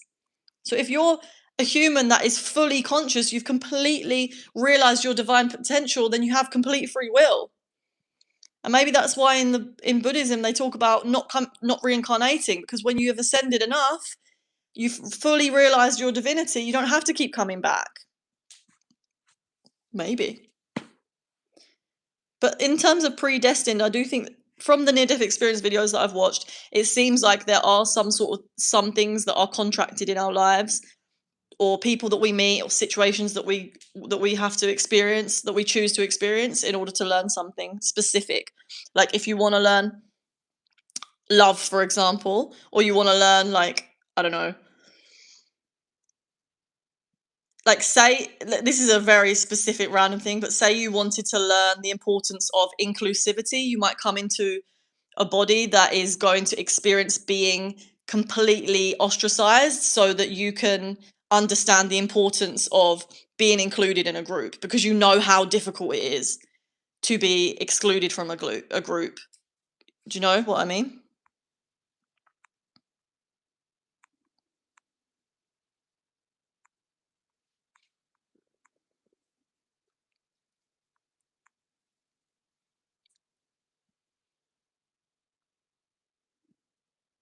Do you believe birth chart can predict our future? I'm so interested to know all the thoughts. Hee hee. But really, your knowledge on spirituality, are you inspired by astrology? I love astrology. I love to learn about astrology. I usually learn about esoteric astrology, which is more, it's not really to do with predicting your future. I don't tend to look into that. I tend to more look into, because I'm very interested in the subconscious realms, I like to learn esoteric astrology because it's very linked with that. It's all linked with how like your the blueprint of you as a human, how you what you chose to incarnate into. It tells you a lot about that. So let's say, like, you have all these filters, you have certain ways that you are set up as a human being, you have certain weaknesses, certain strength, not weaknesses, but challenges, and certain gifts. It's going to tell you all about that so that you can see where you are maybe out of alignment or not acting in the way that is in harmony with your nature. You can learn about how you personally would raise your own vibration and express your own unique mm,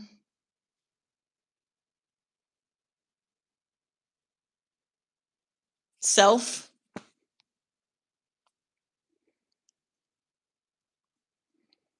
Hi, voice of G. Have you read the Bible once? I would love to talk to you. No, I have never read the Bible, but I would be up for it, to be honest.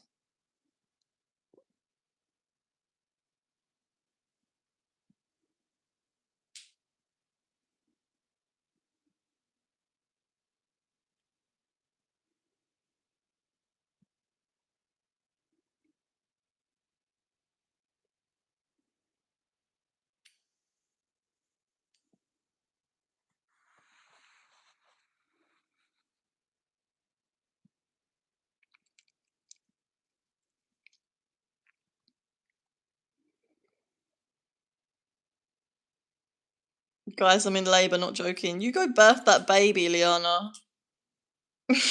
You can't be in labour and on live, please. But if you are, then you can do it. We welcome that baby onto planet Earth.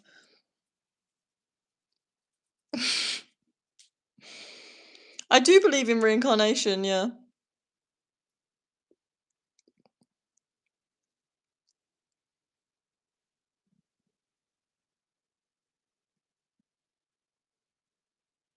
Are you okay, Liana? What are you birthing? A physical baby or a creative project? Gotta be specific. Oh, you're at the hospital? Your baby's gonna be a Pisces.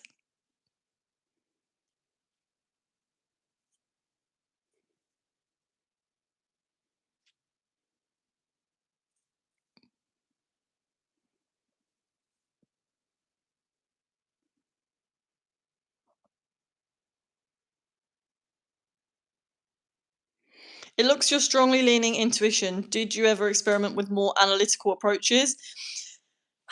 It's hard for me, honestly, to be too, like, I find, like, analytical stuff just, boring. And my mind also kind of doesn't even understand the question. I think that's where I get even, like, I don't know, like, how do you do that, you know?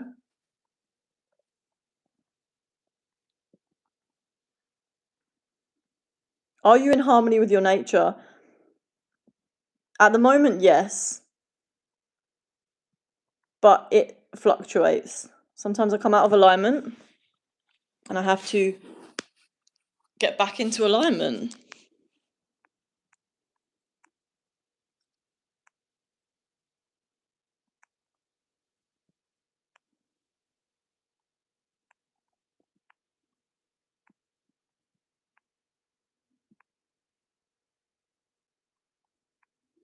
Do you scare guys with your wisdom, especially those who are not conscious? Probably.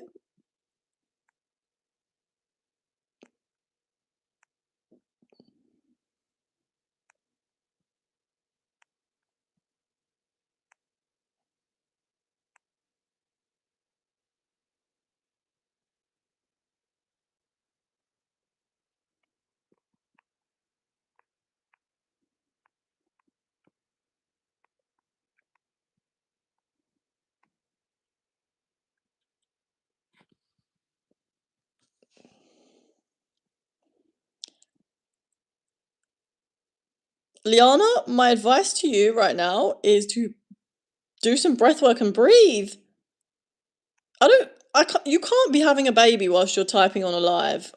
I'm sorry, but I don't believe it. And I'm sorry if I'm wrong, but like, how can someone be giving birth and be talking on live? That's a lot.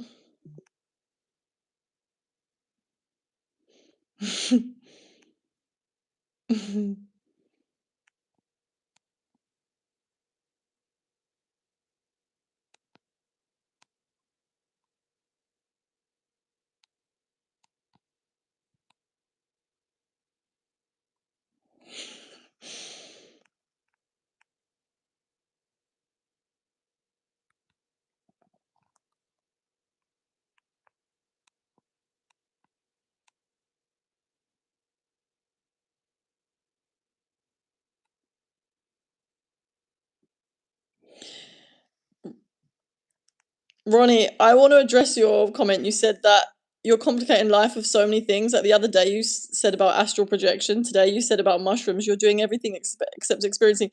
Like, I just want to say that just because I talk about these things doesn't mean I'm doing them all the time. Like, I don't remember the last time I did mushrooms.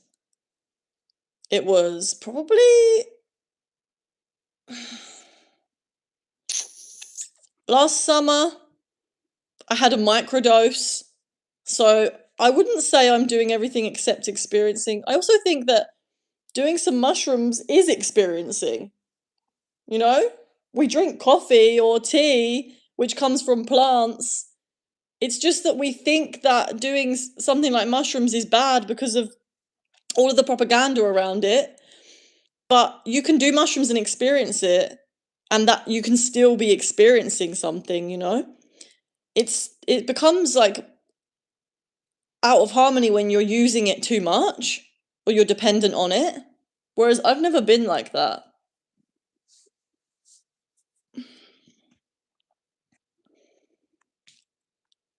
I've been dependent on weed, but that's a whole nother story. And I have a YouTube video about it, so if you want to know that story, then check out my video.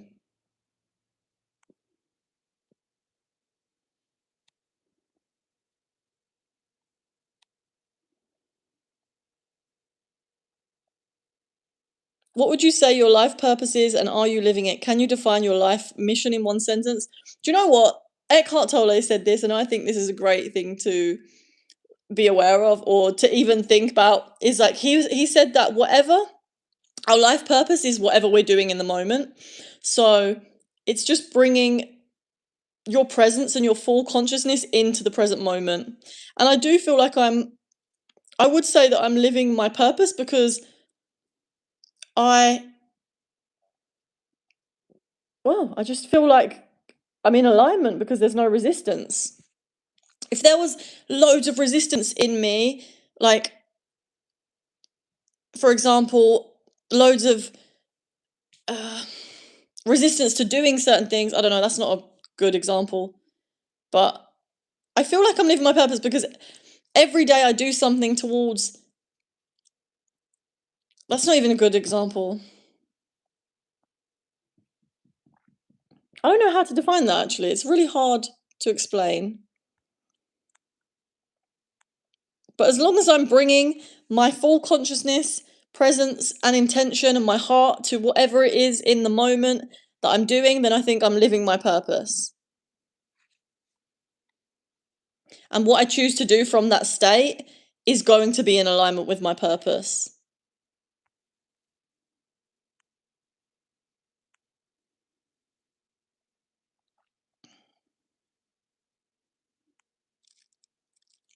I don't know much about astral projection because I haven't really done it, to be honest. I've literally the tiniest bit, and it didn't last long at all, and yeah, I'm not.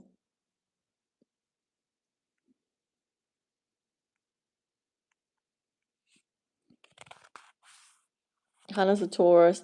Okay, guys, let us know in the comments what is your sun, moon, rising. Let us know those three. I want to see what kind of people we got in here. My rising is a Capricorn, my sun is in Pisces, and my moon is in Sag. If you know it, of course, or you can just do your sun sign if you fancy that instead. And whilst you're doing that, I'm gonna go to the toilet. And it's getting late, so damn. I'll be right back, guys.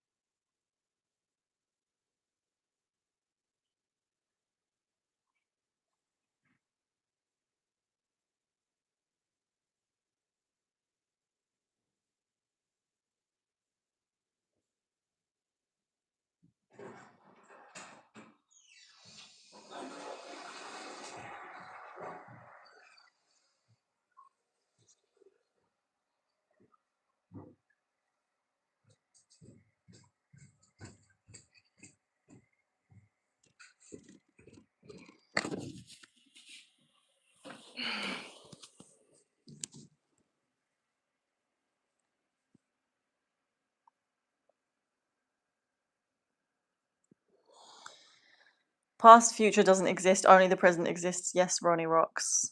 Exactly.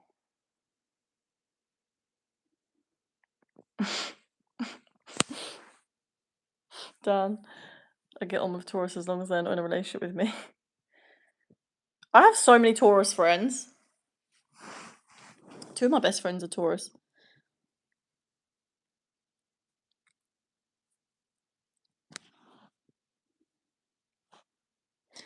Okay, guys, it's getting late and I need to go to sleep.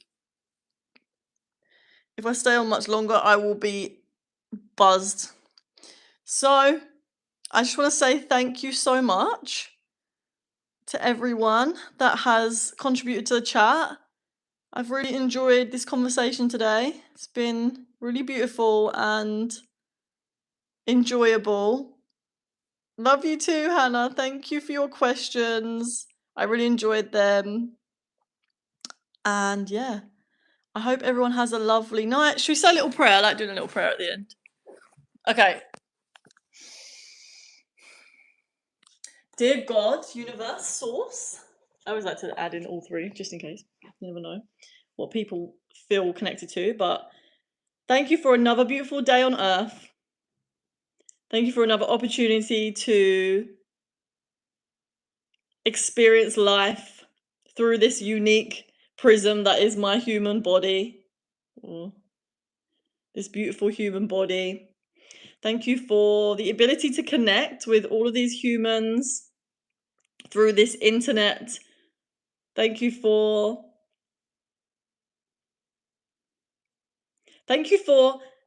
helping me to let go of anything that is keeping me out of alignment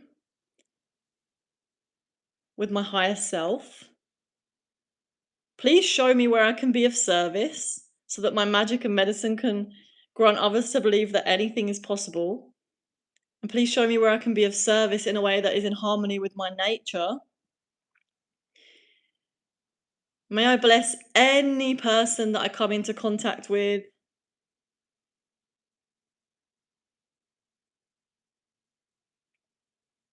And yeah, thank you for another beautiful day. Thank you for another beautiful live.